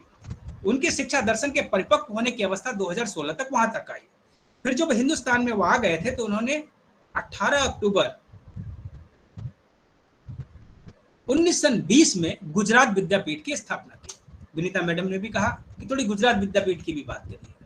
गुजरात विद्यापीठ की स्थापना की, और स्थापना के पीछे जो सबसे बड़ा मकसद था वो ये मकसद था कि स्वराज प्राप्ति में सहयोगी हो सके, नेतृत्व ले सके, समाज को स्वावलंबी बना सके, भारतीय संस्कृति को आगे ले जा सके और भारतीय भाषाओं में बात कर सके, ऐसे लोगों को तैयार करना। यह हमारी गुजरात विद्यापीठ की शिक्षा व्यवस्था के नींव के वो महत्वपूर्ण उद्देश्य थे।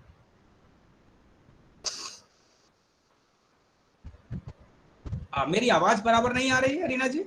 नहीं सर, क्लियर है सर, बहुत स्पष्ट है सर, ठीक है सर। स्पष्ट है, बिल्कुल बहुत अच्छा है सर।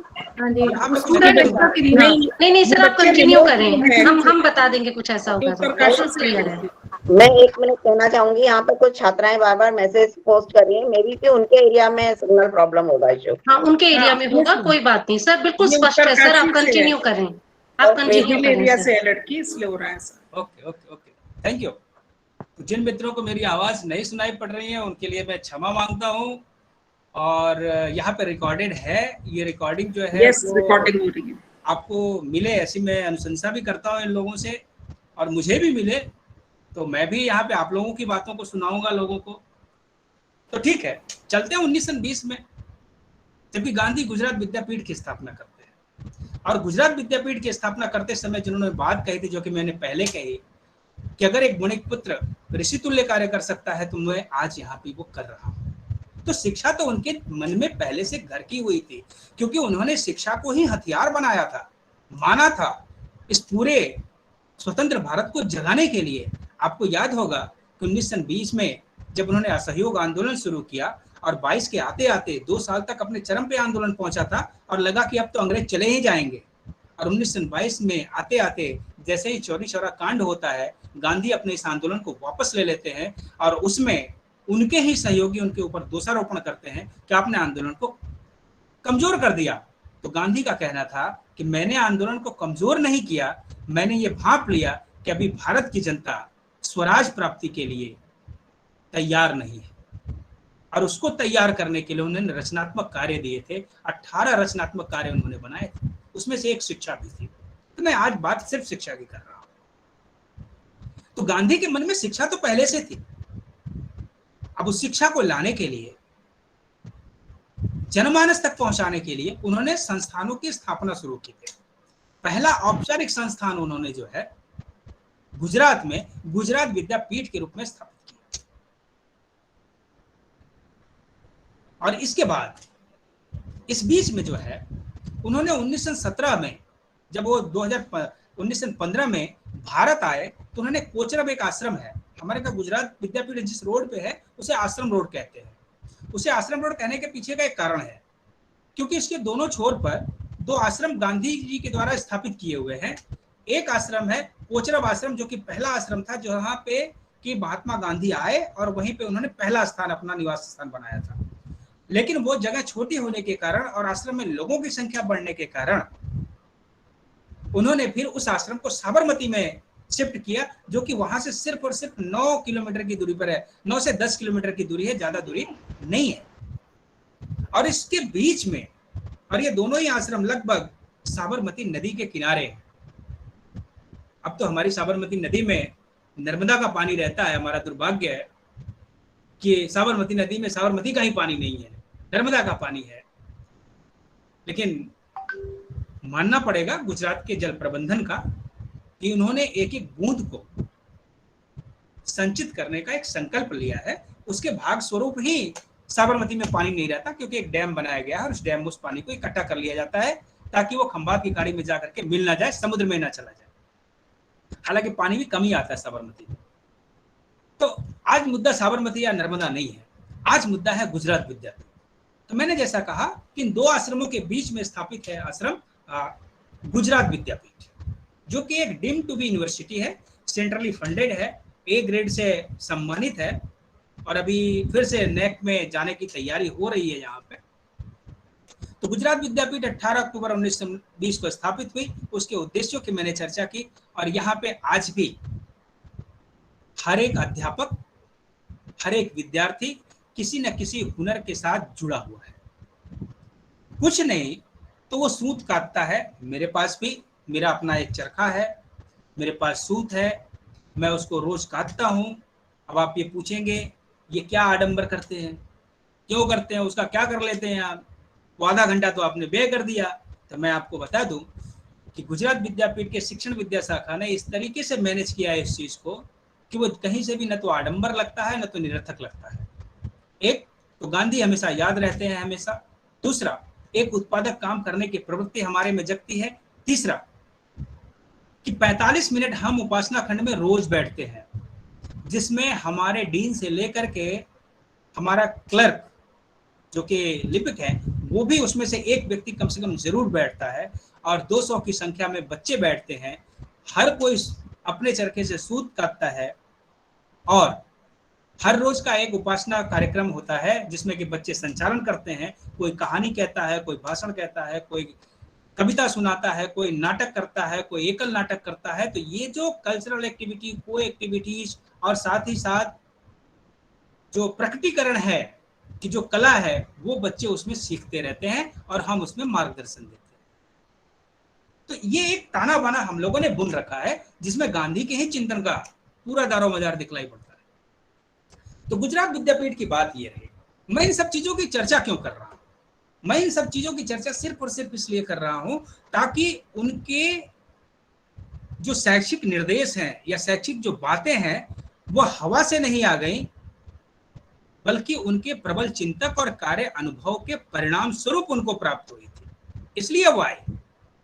और ये पूरी शिक्षा की व्यवस्था प्रकट होती है उनके मुंह से, उनके ही मुंह से 1937 में जब वर्धा का सम्मेलन होता है और जिसमें 2 दिन की चर्चा के बाद एक प्रस्ताव पारित किया जाता है कि जाकिर हुसैन की अध्यक्षता में भारतीय शिक्षा को भारतीय बनाने के लिए, नई तालीम की रूपरेखा को निश्चित करने के लिए एक समिति की रचना की जाए जो कि कुछ ही समय में अपने सुझाव दे और उस प्रकार के विद्यालय कांग्रेस शासित राज्यों में, कम से कम कांग्रेस शासित राज्यों में खोले जाएं और भारतीय शिक्षा व्यवस्था को पुनः जीवंत बनाया जाए।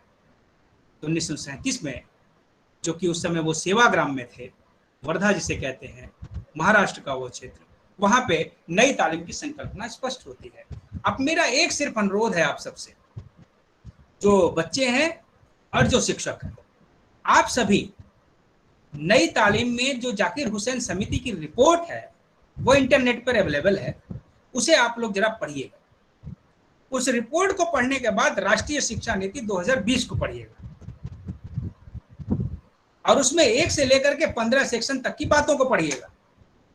आपको लगेगा कि कस्तूरी रंगन जी ने बिना वजह इतनी मेहनत कर ली। उनको तो इस नीति को वहीं रख देना था, क्योंकि चीज तो वही है।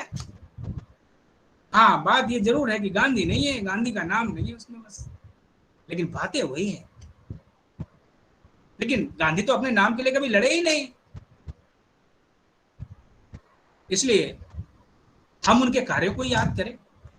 तो राष्ट्रीय शिक्षा नीति की भी थोड़ी सी चर्चा करके गांधी दर्शन के 8 प्रमुख बातों को मैं यहां बता के अपनी बात को पूर्ण करूंगा, क्योंकि मेरे पास अब समय की मुझे लग रहा है कि कमी है, क्योंकि लगभग 5:30 तो हो चुके हैं। लेकिन गांधी विषय ही ऐसा है कि अब इस पे कितना कम बोला जा रीना जी, बोलिए। बोलिए, हम सब आपको सुनने के लिए बिल्कुल बहुत ही उत्सुक हैं, तत्पर हैं, और इस व्याख्यान में हम लोग विद्यार्थियों के साथ हम स्वयं इतना आनंद ले रहे हैं। आप कंटिन्यू कीजिए प्लीज सर। जी जी, थैंक यू। मैं बीच में वो हम लोगों को भी ट्रेनिंग दी गई थी ना कि जो सामने वाले श्रोता हैं उनके मनोभाव को भी समझते रहिए। इसलिए हम सब प्रश्न पूछते रहते हैं बीच में। हाँ, तो मैंने ये बात कही कि 1937 में जो नई तालीम की संकल्पना गांधी ने दी, उस संकल्पना को अगर हम देखें तो पाएंगे कि राष्ट्रीय शिक्षा नीति 2020 वही बात कहती है। तो ठीक है, अच्छी बात है, एक बार अपनी पीठ को हम थपथपा लेते हैं कि भाई हमने जो बात 100 वर्ष पहले शुरू की थी वही बात फिर से आज हमारे सम्मुख आके खड़ी हुई है। चलो, देर से ही सही, दुरुस्त तो आए, अब दुरुस्त कर लेते हैं, क्योंकि अब तो हमारे प्रधानमंत्री का प्रबल सपोर्ट भी इसमें है, हमारे शिक्षा मंत्री का इसमें प्रबल सपोर्ट है, सारे राष्ट्र के जितने कुलाधिपति हैं, कुलपति हैं, उन लोगों ने इसको कमर कस ली है इसको लागू करने के लिए। तो हम करेंगे, अच्छी बात है। और हम लोग तो इसमें अपने बात को, 1 मिनट जरा, मैं एक फोन आ रहा है, मैं उस फोन को ले लेता हूँ, फिर मैं कंटिन्यू करता हूँ।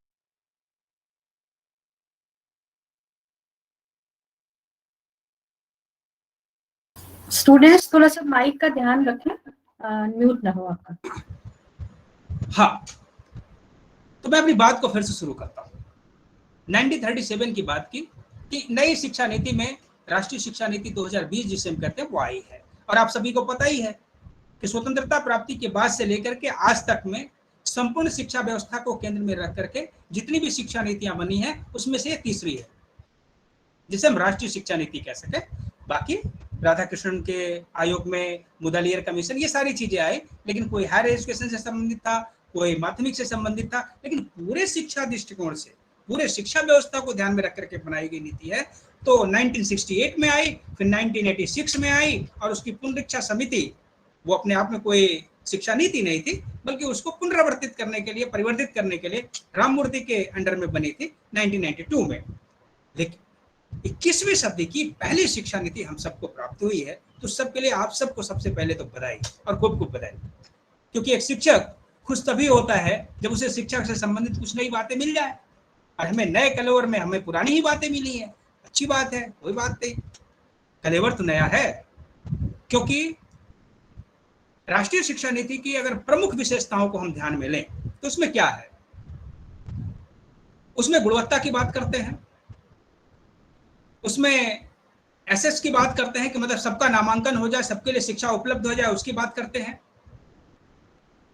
उसमें अप्रोचेस की बात करते हैं कि अप्रोच जो ऐसा होना चाहिए जिससे कि हुनर सीखे, मतलब आत्मनिर्भर बने बच्चा।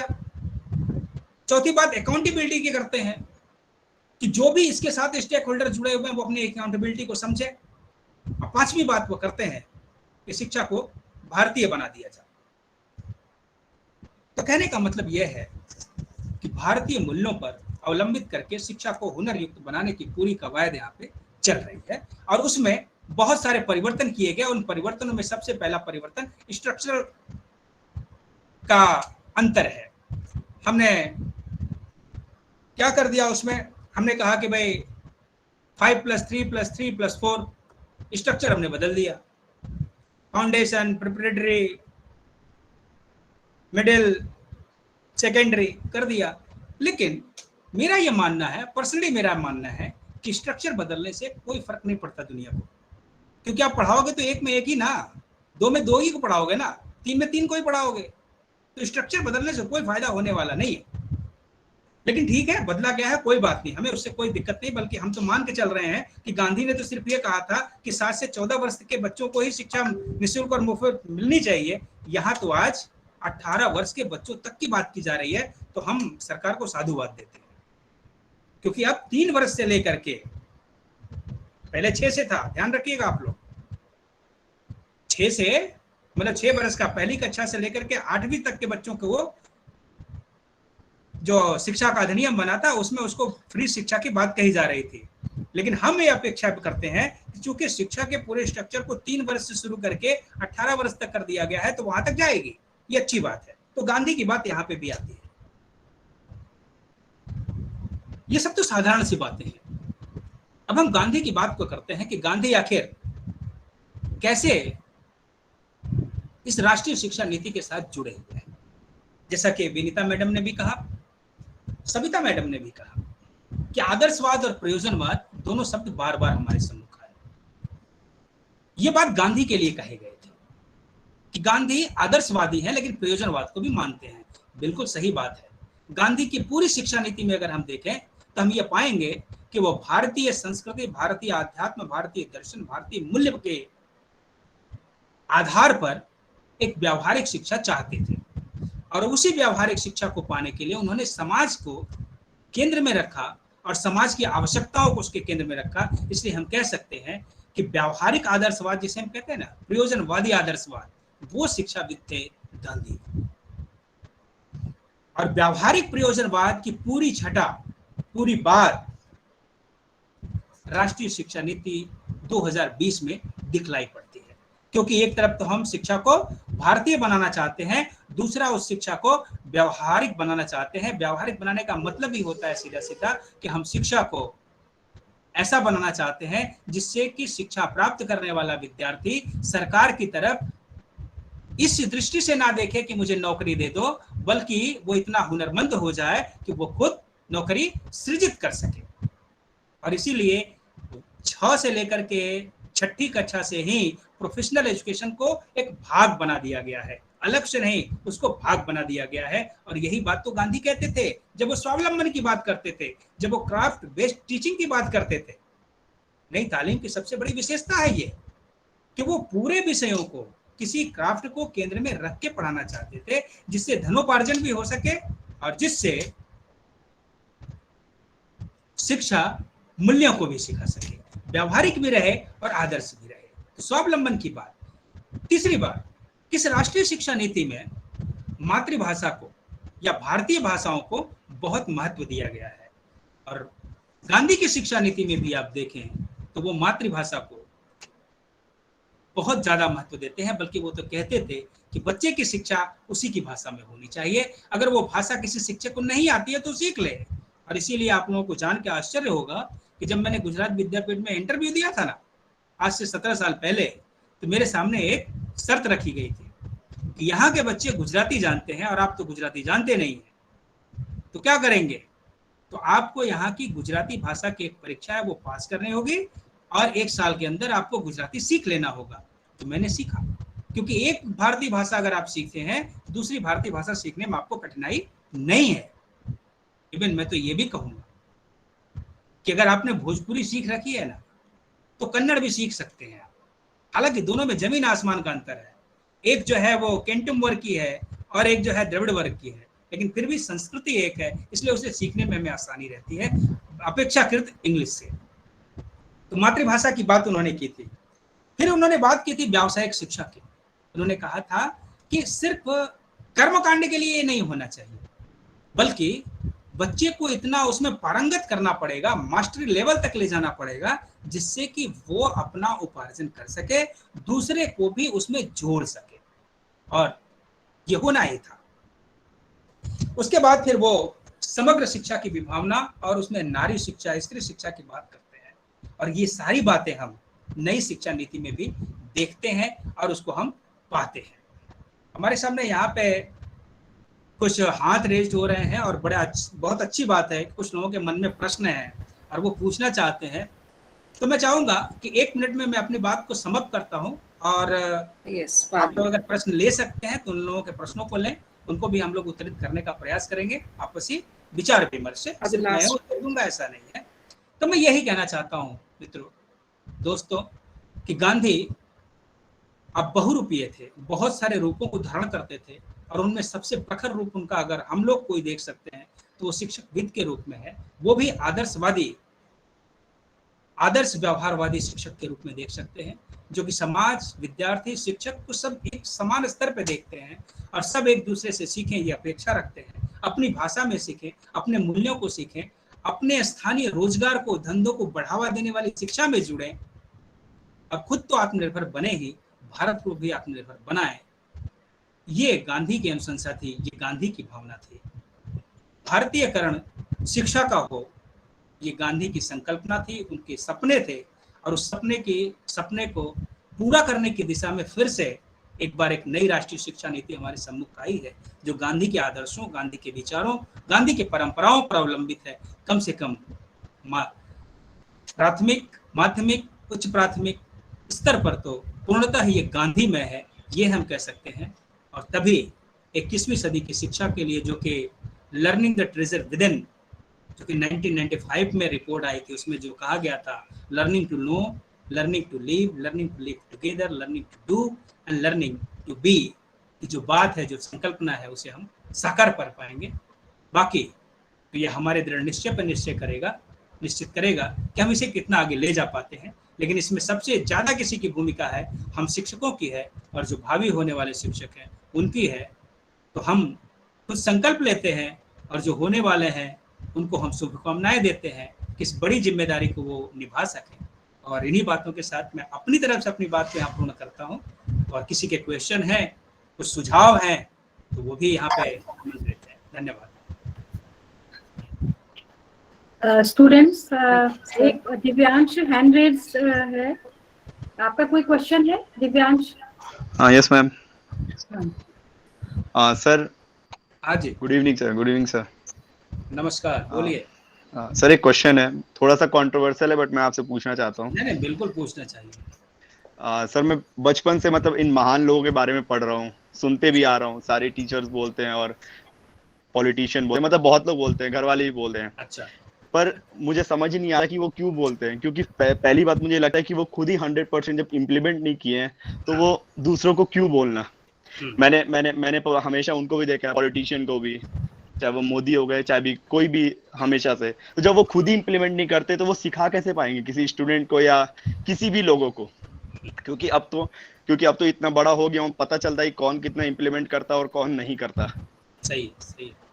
तो जब तक अगर मैं ना करूं, जैसे एज अ टीचर मैं बीएड स्टूडेंट हूँ, कल को मैं टीचर बनूंगा, तो या तो मैं अपने बच्चों को बोलूंगा ऐसा बन जाओ, ऐसा बन जाओ, तो ये तो एक गलत तरीका है कि ऐसा बन जाओ। क्योंकि जब मैं ही नहीं फॉलो कर रहा हूँ अगर सही पाथ पे, तो मैं अपने बच्चों को कैसे सिखाऊं?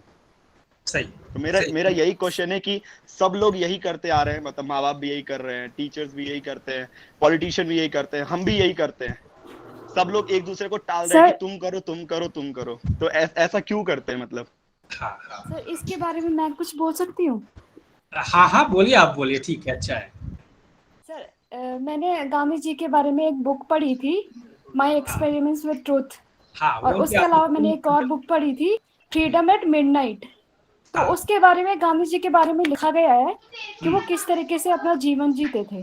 तो जो अंग्रेज थे, उनके दुश्मन, वो भी उनकी रिस्पेक्ट करते थे, मतलब वो इतनी उनकी पर्सनैलिटी इतनी सिग्निफिकेंट थी। ठीक है, तो अगर दिव्यांश को मैं ये सजेस्ट करना चाहूंगी कि वो उस बुक को पढ़े, फिर उसको कुछ लगेगा कि वो क्या थे और क्या नहीं थे। नहीं, मेरा नहीं, दिव्यांशु 1 मिनट बेटा। दिव्यांशु, आपने सर का व्याख्यान पूरा सुना ही नहीं है, तुमने केवल 10 मिनट पूर्व ज्वाइन किया है। 10 मिनट से भी कम समय पूर्व आपने ज्वाइन किया है। तो अभी आपका व्याख्यान से संबंधित या वैसा जो प्रश्न है, अभी मुझे लगता है सर आपकी बात का जवाब जरूर देंगे, लेकिन यहाँ मैं इंडिकेट कर दूं कि आपने उनका पूरा व्याख्यान सुना ही नहीं। मात्र 10 मिनट पहले आप जुड़े हैं, है ना? उसको तुरंत ज्वाइन करके हैंड्स रेज करके क्वेश्चन पूछना ही इंटरेक्शन नहीं हो रहा है। 200 विद्यार्थी जुड़े हैं, पूरे समय से सुन रहे हैं, तब वो प्रश्न करते हैं तो वो बात समझ में आती है। लेकिन मुझे पूरा विश्वास है इसके बावजूद भी सर आपकी बात का जवाब देंगे। मीनाक्षी, एक दूसरे से बातचीत मत करो, let the expert answer, let the expert answer. Divyansh, एक बात और आपको बतानी है कि आप कोई पॉलिटिशियंस हैं या कोई है, आप उनको क्यों देख रहे हैं? आपने अगर गांधी जी को जाना है या उन्हें सुना है या सर ने जो इतना एक्सप्लेन किया है, तो आप उस चीज को स्वयं आत्मसात करने की जरूरत है। किसी को सुनकर किसी की बातों पे वो नहीं, क्योंकि आप जब जो आपका एज ग्रुप है तो आपके लिए ये ज्यादा जरूरी होगा कि आप उसको स्वयं उसको ढालने की उसको कोशिश करें। Ma'am Divyanshu please mute yourself, let the expert answer, please mute yourself. सबसे पहली बात तो ये है कि दिव्यांशु जी को मैं बधाई देना चाहता हूँ कि वो भले 10 मिनट सुने, लेकिन उनके मन में जो प्रश्न था उनको लगा कि ये मंच अच्छा है और ये प्रश्न पूछा जाना चाहिए और उसका जवाब मिलेगा। तो इसके लिए तो मैं बधाई देता हूँ दिव्यांशु को पहले। और दिव्यांशु जी, भाई आपसे बताओ कि ये प्रश्न सिर्फ आपके मन में नहीं होता, ये प्रश्न हर उस बच्चे के मन में है और हर उस कहने वाले के भी मन में है जो आपसे ये कहता है लेकिन करता नहीं है। लेकिन आप सोचो, एक बार सोचो कि वो कहता क्यों है। वो अपनी सुविधाओं के लिए कहता है आपसे कि आप ये करो। अगर वो तीसरा व्यक्ति है तो उसके बारे में मैं नहीं जानता कि वो क्या सोचता है, लेकिन अगर आपके माँ बाप कहते हैं, आपके शिक्षक कहते हैं, जिनको आपसे कोई भी स्वार्थ नहीं है, क्योंकि किसी भी माँ बाप का अगर प्रेम कोई किसी को करता है ना निस्वार्थ, तो वो 3 ही व्यक्ति होता है, एक माँ, एक बाप और तीसरा होता है शिक्षक। ये तीनों ऐसे लोग होते हैं जो कि अपने पाल्य मतलब अपने बच्चे या अपने शिष्य को अपने से आगे बढ़ते देखने में खुशी, ठीक है, एक बात। दूसरी बात कि लोग क्या कहते हैं, वो ऐसा करते हैं और फिर भी कहते हैं, तो मैं नहीं मानूंगा ये ऐसा क्यों है। इसको सोचने के बजाय अगर हम इस तरीके से सोचें कि इन्होंने ऐसा मुझे क्यों कहा, इसमें क्या अच्छाई हो सकती है, क्या वो जो कह रहे हैं वो गलत है।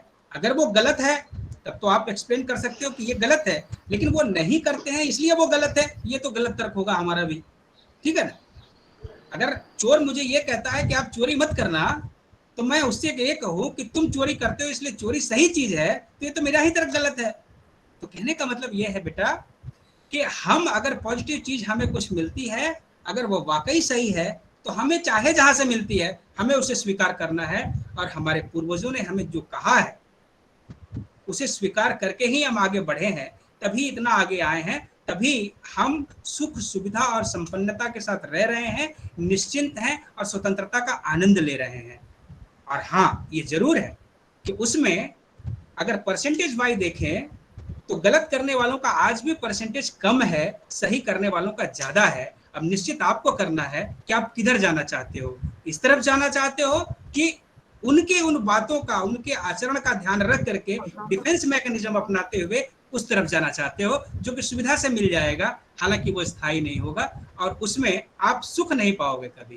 कहने का मतलब ये है दोस्त, गांधी भी यही कहते थे कि शुरुआत इकाई से होनी चाहिए, और वो इकाई जो अंक होते हैं ना, 100 लिखा है, मान लो 101 लिखा है, उसमें इकाई 1 है और 1 पे हम हमेशा खड़े होते हैं। शुरुआत अपने से करो ना। आप ये ठान लो कि ये ऐसे मुझे बोलते हैं, लेकिन मैं जब तक इस चीज को नहीं कर लूंगा, मैं दूसरे को ये ज्ञान नहीं दूंगा, नहीं तो उसके मन में भी यही प्रश्न होगा। तो मेरी तो बस सिर्फ आपसे इतनी गुजारिश है कि गांधी के पुस्तकों को पढ़ें, गांधी के आदर्शों को देखें और गांधी के कर्म को देखें। आप कहीं सुनी बातों में न जाएं या लोग क्या कहते हैं उसके बारे में न सोचें। आपको अगर अच्छा करना है तो डिफेंस मैकेनिज्म मत अपनाना, क्योंकि ये डिफेंस मैकेनिज्म का सवाल है कि वो ऐसा करते हैं और हमको उपदेश देते हैं। नेवर। वो अगर हमें उपदेश देते हैं, हमसे बड़े हैं, अनुभव में बड़े हैं, पढ़ाई में बड़े हैं, धन में बड़े हैं या किसी भी तरीके से बड़े हैं, they have the right to say me. Okay, तो इस तरीके से सोचने की जरूरत है बेटा। ये प्रश्न हम लोग के रिफ्रेशर कोर्स में भी उठा था और तब भी मैंने जवाब ऐसे ही दिया था, है ना रीना मैडम, याद आ रहा है? Yes sir, thank you sir. Sir आपने जो शायद दिव्यांश देर से जुड़े हैं, आपने एक बात अपने उसमें कही थी और गांधी जी का एक बहुत ही फेमस कोटेशन है कि आप पहले खुद में बदलाव लाइए, तब आप दूसरों से एक्सपेक्ट करिए। दूसरा कोटेशन एक और गांधी जी का ये है कि पहले लोग आप पर हंसेंगे, आपसे लड़ेंगे और अंत में जीत आपकी ही होगी। एक कोटेशन और से मुझे याद है कि यदि आप बुरा बोल रहे हैं, किसी के बारे में गलत बोल रहे हैं, उससे अच्छा है कि आप मौन रहें। और आपने गांधी जी का जो मौन से संबंधित अभी एक उदाहरण दिया था, वो एक उसी का एक उदाहरण है। तो दिव्यांश, तो ये सब उम्मीद है। Ma'am, there are many other questions too. Ma'am, there are many other questions too. हाँ जी, let the students. Sir. Anita Gupta. Sir. Yes, ma'am. आपका Good evening, sir. Very good evening to all the teachers and especially sir. Sir, thank you so much कि आपने हमें इतनी अच्छी बातें बताई। हम कब से पढ़ते आ रहे हैं, बचपन से ही हम गांधी जी के बारे में पढ़ते आ रहे हैं और कितना कुछ सुना है उनके बारे में। वो बहुत, जो भी सुना है ना, आज जो भी हमने सुना है वो बहुत कम पढ़ा था मैंने, तो ये समझती हूँ मैं, क्योंकि आपने जो हमें इन्फॉर्मेशन दी है और जो भी हमें बताया है हमारे लिए बहुत ही इंस्पिरेशनल है। और सर, मेरा कुछ एक क्वेश्चन है जो मैं पूछना चाहूँगी। जी। तो सर, मैं जानना चाहती हूँ पूछिए कि हम एक तरफ हम बात करते हैं फ्री एंड कंपलसरी एजुकेशन की, तो हम काफ़ी हद तक उसको हम ऑब्जेक्टिव को हम फॉलो तो कर रहे हैं, हम कोशिश कर रहे हैं कि हमें वो मिल पाए, बट कुछ ऐसी चीज़ें हैं जैसे हम स्लम्स में देखते हैं छोटे छोटे बच्चे जिनको ये अपॉर्चुनिटी भी नहीं मिल पाती है कि वो स्कूल भी जा पाएं, तो उनका हम कैसे उन तक एजुकेशन पहुंचा सकते हैं? बहुत अच्छा क्वेश्चन पूछा है आपने, और मैं इसका जवाब भी देना चाहूँगा। बेटा, अगर आप आंकड़ों को देखो ना, शिक्षा से संबंधित जो आंकड़े हैं उन्हें आप देखो तो आप पाओगे कि आज भी हिंदुस्तान में जो पढ़ने वाले बच्चों की संख्या है उसमें से लगभग 70% संख्या आज भी सरकारी स्कूलों में पढ़ती है। और सिर्फ लगभग अगर हम मान लें कि प्योर प्राइवेट स्कूल अगर कोई हो तो 20% या 25% से ज्यादा नहीं है। और हम शिक्षा पे आज जो खर्च कर रहे हैं वो पूरी जीडीपी का लगभग 4% भी पूरा नहीं कर रहे हैं, और उस 4% में भी 50% सिर्फ हम जो है प्राथमिक या एलिमेंट्री एजुकेशन पे खर्च करते हैं, बाकी 50% दूसरे जगह लेके जाता है खर्च। अब सोचो कि जिस राष्ट्र में सिर्फ 2% खर्च करने के बाद 80% विद्यार्थियों को सरकारी शिक्षा मुहैया कराई जा सकती है, उस राष्ट्र में सिर्फ 2% और बढ़ा दिया जाए तो क्या ये शिक्षा सबके लिए फ्री नहीं हो सकती? सवाल यही है बेटा कि हम सब अभी जागरूक हुए ही नहीं, हमने आंकड़ों को देखा ही नहीं है, और हम सिर्फ ये सोच रहे हैं कि बड़ा बर्डन है सरकार पे। बिल्कुल बर्डन नहीं है सरकार पे। मैं तो ये फॉर्मली कहना चाहता हूं कि आप अब 6% की बात न करें, आप अब कम से कम 8% डीजीपी की बात करें। अगर हम 26% सेना पे खर्च कर सकते हैं तो 8% शिक्षा पे हमें खर्च करना ही पड़ेगा, और ये 8% सिर्फ हमें जो है वो हर प्राइवेट स्कूल से मुक्ति दिला देगा, जो कि नो डाउट कुछ इसमें बहुत अच्छे स्कूल हैं जो कि खूब क्वालिटी रखते हैं, लेकिन बहुत सारे ऐसे हैं जो कि इस क्वालिटी को नस्तनाबूद कर दिए, और जिनकी वजह से JS वर्मा कमेटी बनाई गई और पूरी शिक्षा व्यवस्था का खास करके शिक्षा का तो भंटाधार हो चुका है। अब उसे फिर से रिवाइज करने की जरूरत है, करेंगे हम सब, क्योंकि प्रधानमंत्री जी ने हमारे कहा है कि अब 6% तो हम देके ही रहेंगे। 6% भी देते हैं तो हमारे फिर से बच्चे जो इधर उधर पढ़ रहे हैं या भटक रहे हैं वो हमारे गुणवत्ता स्कूलों में आएंगे, जुड़ेंगे, नामांकन कराएंगे, और ये शिक्षा सार्थक हो सकती है। इसमें कोई मुश्किल नहीं है, सिर्फ दृढ़ इच्छा शक्ति की जरूरत है। धन्यवाद। Thank you so much sir. Vinita Tamta question पूछना चाहती हैं, और उसके बाद फिर प्रियंका है जो क्वेश्चन पूछना चाहती है। Vinita Tamta. Greetings to everyone and greeting to sir. Sir, आपने जो आज एक्सप्लेन किया sir, totally worthful sir, wonderful explanation sir. मतलब जो टर्म्स हमसे कहीं ना कहीं छूट गए थे कभी स्कूल्स में, कॉलेजेस में सर, वैसे तो हम हमेशा से मतलब एजुकेशनिस्ट के बारे में सुनते हैं, इवन बातें करते हैं, बट सर आज जो आपने एक्सप्लेन किया per year two year sir Gandhi के बारे में, टोटली वर्थफुल सर। तो बस सर मुझे थोड़ा मतलब चूंकि हम भाभी टीचर हैं, ऐसा हमें हमेशा टीचर्स लोग बोलते हैं सर, तो एक छोटा सा डाउट है सर। जी सर, तो सर एक मतलब हमारी एजुकेशन पॉलिसी में मुझे मतलब अपने से अगर मैं बताऊं सर, क्योंकि जो हमने एजुकेशन ली है सर कोई स्किल्ड बेस्ड नॉलेज नहीं है ना सर। हम 6 to 12 और graduation master sir normal study किया हमने, और अगर अब NEP की बात करें तो यहाँ पे स्किल बेस्ड एजुकेशन ऊपर बात हो रही है, तो सर क्या ये चीज हमें कहीं बॉदर कर सकती है? चलिए, मैं मानता हूं कि ये कहीं से भी हमें बॉदर नहीं कर सकती है, क्योंकि यहाँ पे एक टर्म जो मुझसे जानबूझ के मैंने छोड़ा, क्योंकि उसको अगर पकड़ता थोड़ा और लंबा हो जाता लेक्चर। SDG 4 की मैं बात करना चाहता हूँ। SDG 4 का मतलब होता है सस्टेनेबल डेवलपमेंटल गोल 4, और ये जो है संयुक्त राष्ट्र जो है ना, उन्होंने 17 जैसे गोल बनाए हैं इस मिलेनियम के लिए, और खास करके 2030 तक उसको पूरा करना है। 186 राष्ट्रों ने इसे स्वीकार किया है। 2015 में भारत सरकार ने भी माना कि हम इसको पूरा करके रहेंगे, और इसलिए राष्ट्रीय शिक्षा नीति जब आप पढ़ेंगे तो उसमें पहले ही पेज पे आप पाएंगे SDG 4 का जो उल्लेख होगा। उस SDG 4 का मतलब क्या होता है कि गुणवत्ता युक्त सबको उपलब्ध हो सके ऐसी शिक्षा की व्यवस्था करना, और साथ ही साथ लाइफ लॉन्ग एजुकेशन को प्रस्तावित करना या प्रेरित करना।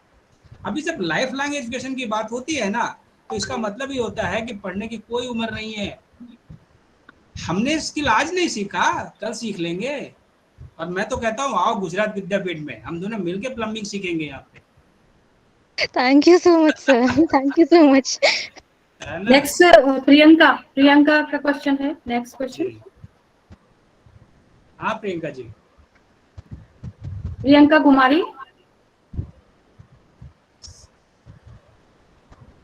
सर संदीप चौधरी उसके बाद संदीप चौधरी। सर नमस्कार। जैन सर। जी जय। सर मैं काफ़ी देर में ज्वाइन कर पाया, उसके लिए मैं क्षमा चाहता हूँ सर। जी सर, मेरा एक छोटा सा सवाल है कि आज हम लोग जैसे बात करते हैं कि सरकार विद्यालयों में मुफ्त शिक्षा दे रही है या देना चाहती है, लेकिन सर ऐसा क्यों है आखिर कि जो पेरेंट्स हैं, जो माँ बाप हैं, वो सरकारी स्कूलों की तरफ उनका जो रुझान है वो कम ज़्यादा बढ़ रहा है, जबकि सर सभी को सरकारी नौकरी चाहिए, लेकिन सरकारी स्कूल में कोई पढ़ाना नहीं चाहता है। तो सर ऐसा क्यों? हाँ, इसके पीछे 3 ही कारण है दोस्त।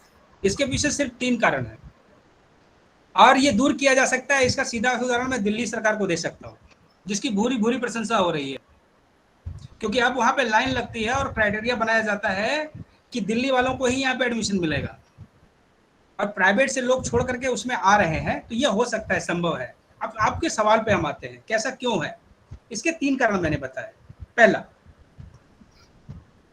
कि जो सुविधाएं एक वर्ग में एक बच्चे को मिलनी चाहिए वो नहीं मिल रही है। हाँ जी मैम। कम से कम फिजिकल जो हेलो जी बोलिए सर। आप संदीप जी सुन रहे हैं आप? हाँ जी सर, मैं पूरा सुन पा रहा हूँ सर। हाँ, तो मैंने ये कहा कि जो फिजिकल इंफ्रास्ट्रक्चर है जो हमें मिलना चाहिए, वो अभी हमारे बच्चों को स्कूलों में उस लेवल पे नहीं मिल पा रहा है। और मनुष्य की एक सामान्य सी धारणा होती है कि जहां वो चमक दमक देखता है ना, पहले वहां भाग जाता है। पतंगे को देखा है ना, वो जानता है इस लौ के पास जाएंगे तो मरने के सिवा और कोई चारा है नहीं मेरा, लेकिन फिर भी वही जाता है। हमारी भी, हम माँ बाप की स्थिति भी यही हो गई है कि हम जानते हैं कि उस स्कूल में इंफ्रास्ट्रक्चर तो बहुत बेटर है, लेकिन वहाँ के जो टीचर्स हैं वो टीचर्स इसने क्वालिफाइड नहीं है। लेकिन दूसरी तरफ जो सरकारी स्कूल है उसमें सारे क्वालिफाइड टीचर्स ही अपॉइंट किए जाते हैं। लेकिन दूसरा कारण अब यहाँ पे आता है क्या, कि उनको अन्य प्रकार की कार्यवाही दे दी जाती है। कभी ये करो, कभी वो करो, कभी ऐसे करो, कभी वैसे करो। तो बेचारा वो जनगणना करने जाए, पशु गणना करने जाए, महिला समाख्या का साधन बांटने जाए, लोगों को समझाने जाए कि पढ़ाए, तो होता क्या है कि क्लासेस मिस होते हैं। और इस क्लासेस अगर मिस होते हैं तो लोगों का एक माइंड सेट बनता है कि जब पढ़ाई नहीं हो रही तो यहाँ पे हम क्यों पढ़ेंगे, तो वो दूसरी जगह जाता है। इस चीज को रेक्टिफाई किया जा सकता है। सुप्रीम कोर्ट ने भी कहा है कि मतगणना और जनगणना के अलावा और किसी भी कार्य में शिक्षक को लगाया नहीं जाना चाहिए। लेकिन शिक्षक तो बेचारा सबसे काबिल आदमी है और अधिकार उसके सबसे सीमित है, ऐसा कहा जाता है। और तीसरी बात जो कि सबसे महत्वपूर्ण है दोस्त, अगर आप शिक्षक बनने जा रहे हो तो इस चीज को ध्यान रखना हमेशा, वो है शिक्षक का खुद ही शिक्षक के व्यवसाय से मोह भंग हो जाना। क्योंकि हम वाकई हैं तो मनुष्य ही ना, सारे उन मनोभावों के साथ पैदा होते हैं जो कि हमेशा सुविधा मांगता है, सहूलियत मांगता है और आलस्य में पड़ा रहना चाहता है। अब आप देखो कि लाख बुराई होने के बाद भी अगर एक शिक्षक चाहे तो उस गांव के सारे बच्चे उस विद्यालय में आ सकते हैं, लेकिन पूरा क्वालिफिकेशन रखते हुए भी अगर शिक्षक न चाहे तो कोई उसके पास फटक भी नहीं सकता, और उसके लिए बहुत ही सरल काम है, कुछ मत करो। तो हमारे कुछ शिक्षकों ने भी ऐसा किया है, वो कुछ करना ही नहीं चाहते। उनको लगता है कि हमें पेंशन मिल रही है, पगार मिल रही है, पैसे आ रहे हैं, अब हमें कुछ करना नहीं है। तो इस मानसिकता से हमें उठना पड़ेगा, और मेरे विचार से तो सबसे बड़ा कारण यही है कि हमें बच्चों के साथ जुड़ना है। अपने व्यवसाय के प्रति जो नियमावली को पढ़ करके, साइन करके हम उसमें ज्वाइन होते हैं, उसको अच्छे से पालन करने की जरूरत है दोस्त। अगर ये हो पाएगा तो फिर से सरकारी स्कूल में ही लोग आएंगे। और मैं तो स्पष्ट मानता हूँ कि स्कूल चाहे जो हो, उसके शिक्षकों के पेंशन की, सैलरी की और इंफ्रास्ट्रक्चर की सारी जिम्मेदारी सरकार की ही होनी चाहिए, क्योंकि जिस सरकार ने सड़क, स्वास्थ्य, शिक्षा और सुरक्षा, ये 4 चीजों को छोड़ दिया, वो लोक कल्याणकारी सरकार कहलाने लायक नहीं है, और लोकतंत्र में ये संभव ही नहीं है कि वो लोकतांत्रिक हो सके। तो संदीप जी, सिर्फ मैं आपको ये कहूंगा कि आप तीसरी बात पे फोकस करिए। अगर शिक्षक बनते हैं, लाख सुविधाएं मिल जाएं, फिर भी बने रहिएगा अपने दायित्व पे, उसको निभाते रहिएगा। देखिएगा आपका बच्चा आपके पास ही आएगा, दूसरी जगह नहीं जाएगा। वैसे मैं आपको बता दूं, मेरा बच्चा सरकारी स्कूल में ही पढ़ता है। धन्यवाद sir. Thank you sir, thank you so much. आपने आज जितने ही व्यवहारिक तरीके से, और सर वास्तव में जो हम कहते हैं कि जिस संस्थान में आप कार्य कर रहे हैं उसको आप जी रहे हैं, गांधी जी के दर्शन को, और उस चीज का पूरा एक पिक्चर आज हम लोग के सामने, जितनी देर हम लोगों ने आपको सुना, चाहे गांधी जी का व्यवहारिक पक्ष हो, या उनकी वर्धा शिक्षा नीति के विषय में बताया हो, या आपने गांधी जी का जो पूरा एक जीवन का बताया, और जो भी गुजरात विद्यापीठ से संबंधित जितनी भी बातें आपने बताई, वो सारी जो बातें थी सर, मैं तो जब तक सुनती रही तो मेरे आगे तो एक पूरा पिक्चर ही बनती चली गई। और यही हमारे जो बच्चों के मैसेज है उनसे भी लग रहा है कि कंटिन्यू इतना सुनने के बाद भी हमें समय का आभास नहीं हुआ, लेकिन हम लोग सर बधे हैं समय के अंतर्गत। तो मैं ज्यादा बताऊं अभी तो आपको सबसे पहले तो धन्यवाद इसलिए भी सर, मैंने लास्ट ईयर भी आपसे इस बारे में बात की थी, फिर कॉलेज में एडमिशन प्रोसेस स्टार्ट हो गया था, तो इसलिए हम कर नहीं पाए थे, और आपने हमारा इनविटेशन एक्सपेक्ट किया रीना मैम और हमारा, तो मैं इसके लिए आपको बहुत धन्यवाद देती हूँ। धन्यवाद मात्र एक शब्द है सर आपके लिए, बाकी ये हमारी भावनाएं हैं जो कि धन्यवाद के रूप में आज तक आप तक पहुंच रही हैं। मैं अब एक फॉर्मल वोट ऑफ थैंक्स के लिए आमंत्रित करूंगी DWT कॉलेज की assistant professor doctor Ritu Danwal ma'am. Thank you Anita ma'am. नमस्कार सर। नमस्कार सर, आपका व्याख्यान सुनकर बहुत मजा आया, और आपने स्टार्टिंग में जो लाइन बोली ना सर, मेरी आवाज मधुर नहीं है, ये बिल्कुल गलत बोला सर। और आपको सुनने में इतना मजा आ रहा था, लग रहा था कि घड़ी क्यों इतनी जल्दी बढ़ रही है सर। और सर आपको धन्यवाद देने के साथ साथ एक आपसे वादा भी चाहती हूँ कि जब आप उत्तराखंड भूमि में आए तो हम आपको साक्षात रूप में सुनना चाहेंगे सर। सर बहुत अच्छा आपका व्याख्यान था, और सही बात है सर, गांधी के विचारों को समेटना 1 घंटे में बहुत मुश्किल है, क्योंकि गांधी एक व्यक्ति नहीं है सर, गांधी एक विचारधारा है। और गांधी ने, यदि हम भारतीय संस्कृति, भारतीय दर्शन, भारतीय सभ्यता, भारतीय धर्म, भारतीयता से जुड़ी हुई जितनी भी चीजों को हम समझना चाहे तो हम गांधी को दरकिनार नहीं कर सकते हैं। उनको समझने से पहले सर हमें गांधी को जरूर समझना होगा। जैसे सर आपने व्याख्यान में भी कहा कि NCF 2020 में कि गांधी हमें स्पष्ट रूप से दिखाई नहीं दे रहे हैं, लेकिन गांधी के दर्शन उनके उस बुक में हमें दिख रहे हैं, उनके विचारों में हमें दिख रहे हैं। तो हम दरकिनार हम गांधी को नहीं कर सकते। और जब तक ये विश्व है तो गांधी तो तब तक जीवित है, और गांधी सही में सर आधुनिक हैं, क्योंकि इतने वर्ष पूर्व जो उन्होंने बातें कही हैं वो उस समय भी प्रासंगिक थी, आज भी प्रासंगिक है, और आने वाले वर्षों तक भी सर वो प्रासंगिक रहेंगी। एक और बात सही मुझे बहुत अच्छी लगी सर, आपने जो गांधी के संदर्भ में कही कि व्यक्ति के व्यक्तित्व का जो निर्माण करता है सर, वो कथनी और करनी जब एक होती है तो वो उसके व्यक्तित्व को निखार लाता है। सर बहुत अच्छा लगा कि आपके जो व्याख्यान थे सुनने में मजा आया। और यदि सर इनको इस आपके धन्यवाद को यदि मैं कुछ शब्दों में पिरोना चाहूँ तो मैं बोलना चाहूंगी सर ये, हथेली में सूरज उगाता है सुना था आज देख लिया, हथेली में सूरज उगाता था सुना था आज देख लिया, उम्मीद मिल जाए तो मन हवाओं में कैसे उठ जाता है सुना था आज देख लिया। आप यहाँ पधारे, चाहे वर्चुअल प्लेटफॉर्म में आप यहाँ पधारे, हमारे हौसलों को तो मानो पंख लग गया, अच्छे इंसान से कैसे जुड़ा जाता है, आज सुना था आज देख लिया। और ये बहुत अच्छा लगा, आप अभी तक आप विनीता मैम और रीना मैम से ही परिचित थे, आज हम भी आपसे परिचय हो गया सर, आपका बहुत बहुत धन्यवाद। साथ ही साथ मैं धन्यवाद देना चाहूंगी अपने DWT कॉलेज की प्राचार्य प्रोफेसर आरती दीक्षित मैम का, जिनका सहयोग बराबर हमें मिलता रहा। साथ ही साथ मैं धन्यवाद ज्ञापित करना चाहूंगी CTF की अध्यक्षा डॉक्टर सविता रावत मैम का, जिन्होंने इस पूरी व्याख्यान माला की पटकथा लिखी है, और साथ ही साथ डॉक्टर सुरेश पचौरी सर का, जिनका समय समय में हमें सहयोग मिलता रहा है। DAV कॉलेज की विभागाध्यक्ष डॉक्टर रश्मिधर मैम का और सारे स्टाफ फैकल्टी मेंबर का, DWT कॉलेज के सारे फैकल्टी मेंबर्स का, नालंदा कॉलेज ऑफ एजुकेशन की प्राचार्य और पूरे फैकल्टी मेंबर का, सबका बहुत बहुत धन्यवाद। साथ ही साथ इस कार्यक्रम की जो शोभा बढ़ाई वो बढ़ाई हमारे बच्चों ने, और बच्चों को धन्यवाद देना मुझे सही नहीं लग रहा, बच्चों को शुभाशीष, बहुत सारी मंगल कामनाएं, आपका आने वाला समय, आपका आने वाला मार्ग प्रशस्त हो। सभी का सर बहुत बहुत धन्यवाद, हम सभी निरोगी रहें इस कोरोना काल में, और हमारी सभी को बहुत बहुत शुभकामनाएं। धन्यवाद सर। थैंक यू, धन्यवाद, मैम, शुभकामनाएं। मैं सर एक बार फिर से sir DAV PG college Dehradun, DWT college Dehradun और नालंदा कॉलेज ऑफ एजुकेशन की तरफ से, पूरी फैकल्टी मेंबर की तरफ से, सभी छात्र छात्राओं की तरफ आपको धन्यवाद देना चाहती हूँ। और कार्यक्रम को हम समाप्ति की ओर ले जा रहे हैं। तो सर मैं अंत में कुछ पंक्तियां हैं और बहुत साल पहले मैंने कहीं पढ़ी थी, तो मैं रोक नहीं पाई, आपको ये पंक्तियां समर्पित हैं उन सभी, उन आपके लिए भी और सभी गुरुओं के लिए, और जो भी हम कहते हैं कि जितने भी शिक्षाविद हमारे देश में हुए हैं, चाहे हमने आज गांधी जी को इतने विस्तार पूर्वक सुना, कल टैगोर के विषय में सुना, और परसों हमने विवेकानंद जी के बारे में जितना भी सुना था, तो इनकी शिक्षा को, इनकी जो शिक्षाएं हैं वो हमारे बहुत अधिक उपयोगी हैं। उन सभी को शत शत नमन इस मंच से आज।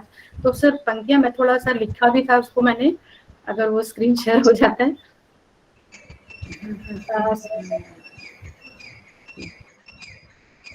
जी विजिबल है मैम?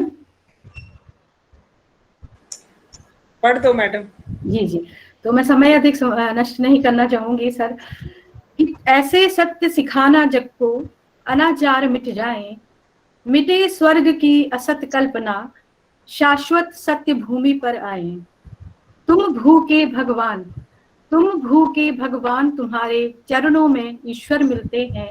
तुम अंतर के माली, तुमसे फूल जिंदगी के खिलते हैं। मैं भूलूंगा पर तुम मुझसे भूलों पर उदास न होना। तुम शिक्षक विद्वान, तुम्हारी प्रतिभा से लोहा भी सोना। तुम शिक्षक विद्वान, तुम्हारी प्रतिभा से लोहा भी सोना। तो उन सभी शिक्षाविदों को एक बार पुनः पुनः नमन, और उन सभी शिक्षकों को नमन जिनकी वजह से आज हम लोग इस धरातल पर हैं, इस स्थान पर हैं। एक बार सभी का पुनः पुनः आभार और पुनः पुनः धन्यवाद। आज के इस तीसरे दिन का जो कार्यक्रम है, हम कहते हैं कि हमारा दिन सार्थक कर दिया सर आपने, और वास्तव में कुछ सागर की बूंदें ही ली हैं, और जो रितु डंगवाल मैम ने कहा है हम आपको ऑफलाइन जरूर सुनना चाहेंगे। और कल का कार्यक्रम भी हमारा निर्धारित है, कल हमारा अंतिम दिन रहेगा इस व्याख्यान माला का, जो डॉक्टर राधा कृष्णन जी के विचारों को हम सुनेंगे, जिसमें डॉक्टर मालती मैडम हमारे साथ होंगे इलाहाबाद यूनिवर्सिटी से। और कार्यक्रम इसी लिंक पर, इसी प्लेटफॉर्म पर और इसी समय पर होगा। अंत में एक बार विभाग doctor professor Aarti Dixit ma'am का आभार, doctor Rashmidhar ma'am HOD DAV PG college Dehradun, doctor Savita Rawat ma'am CTF Uttarakhand, doctor Suresh Pachauri secretary CTF Uttarakhand, और सभी शिक्षिकाओं का एक बार पुनः पुनः आभार, पुनः पुनः धन्यवाद। Thank you so much sir. बहुत धन्यवाद डॉक्टर दीक्षित। आपने कहा आप सिर्फ विनीता मैम और मुझे पहचान रहे हैं। मैं पाठक मैडम से आग्रह करूंगी कि वो अपना वीडियो जरा ऑन करें। डॉक्टर उषा पाठक मैम। डॉक्टर उषा पाठक मैम। हाँ, तब सर को याद आ जाएगा, हम सभी लोगों ने कोर्स साथ में किया है। मैं टीचर से बाकी मैम थोड़ा पचौरी सर थोड़ा मैडम और हाँ पचौरी सर, डॉक्टर पाठक मैम नहीं दिख रही हैं, कोई बात नहीं, मेरे ख्याल से नहीं दिख रही मैम। मिश्रा मैम ये अगर हमारे पीडब्ल्यूडी के टीचर्स हैं, doctor Suhasini ma'am, sir IQAC के कोऑर्डिनेटर हैं पीडब्ल्यूडी कॉलेज से, और मैडम भी BHU से ही हैं। नमस्कार सर, मैम मैं ये मौका नहीं छोड़ना चाहूंगी आपसे प्रत्यक्ष रूप से सामने मिलने का। आपने पहचान लिया मुझे। मुझे बहुत अच्छा लगा, वाकई में मतलब इतना अपनापन लग रहा था, ऊपर से गांधीवादी मतलब दर्शन के बारे में सुनने में, और आपके मुखाग्र बिंदु से बहुत आनंद आया। और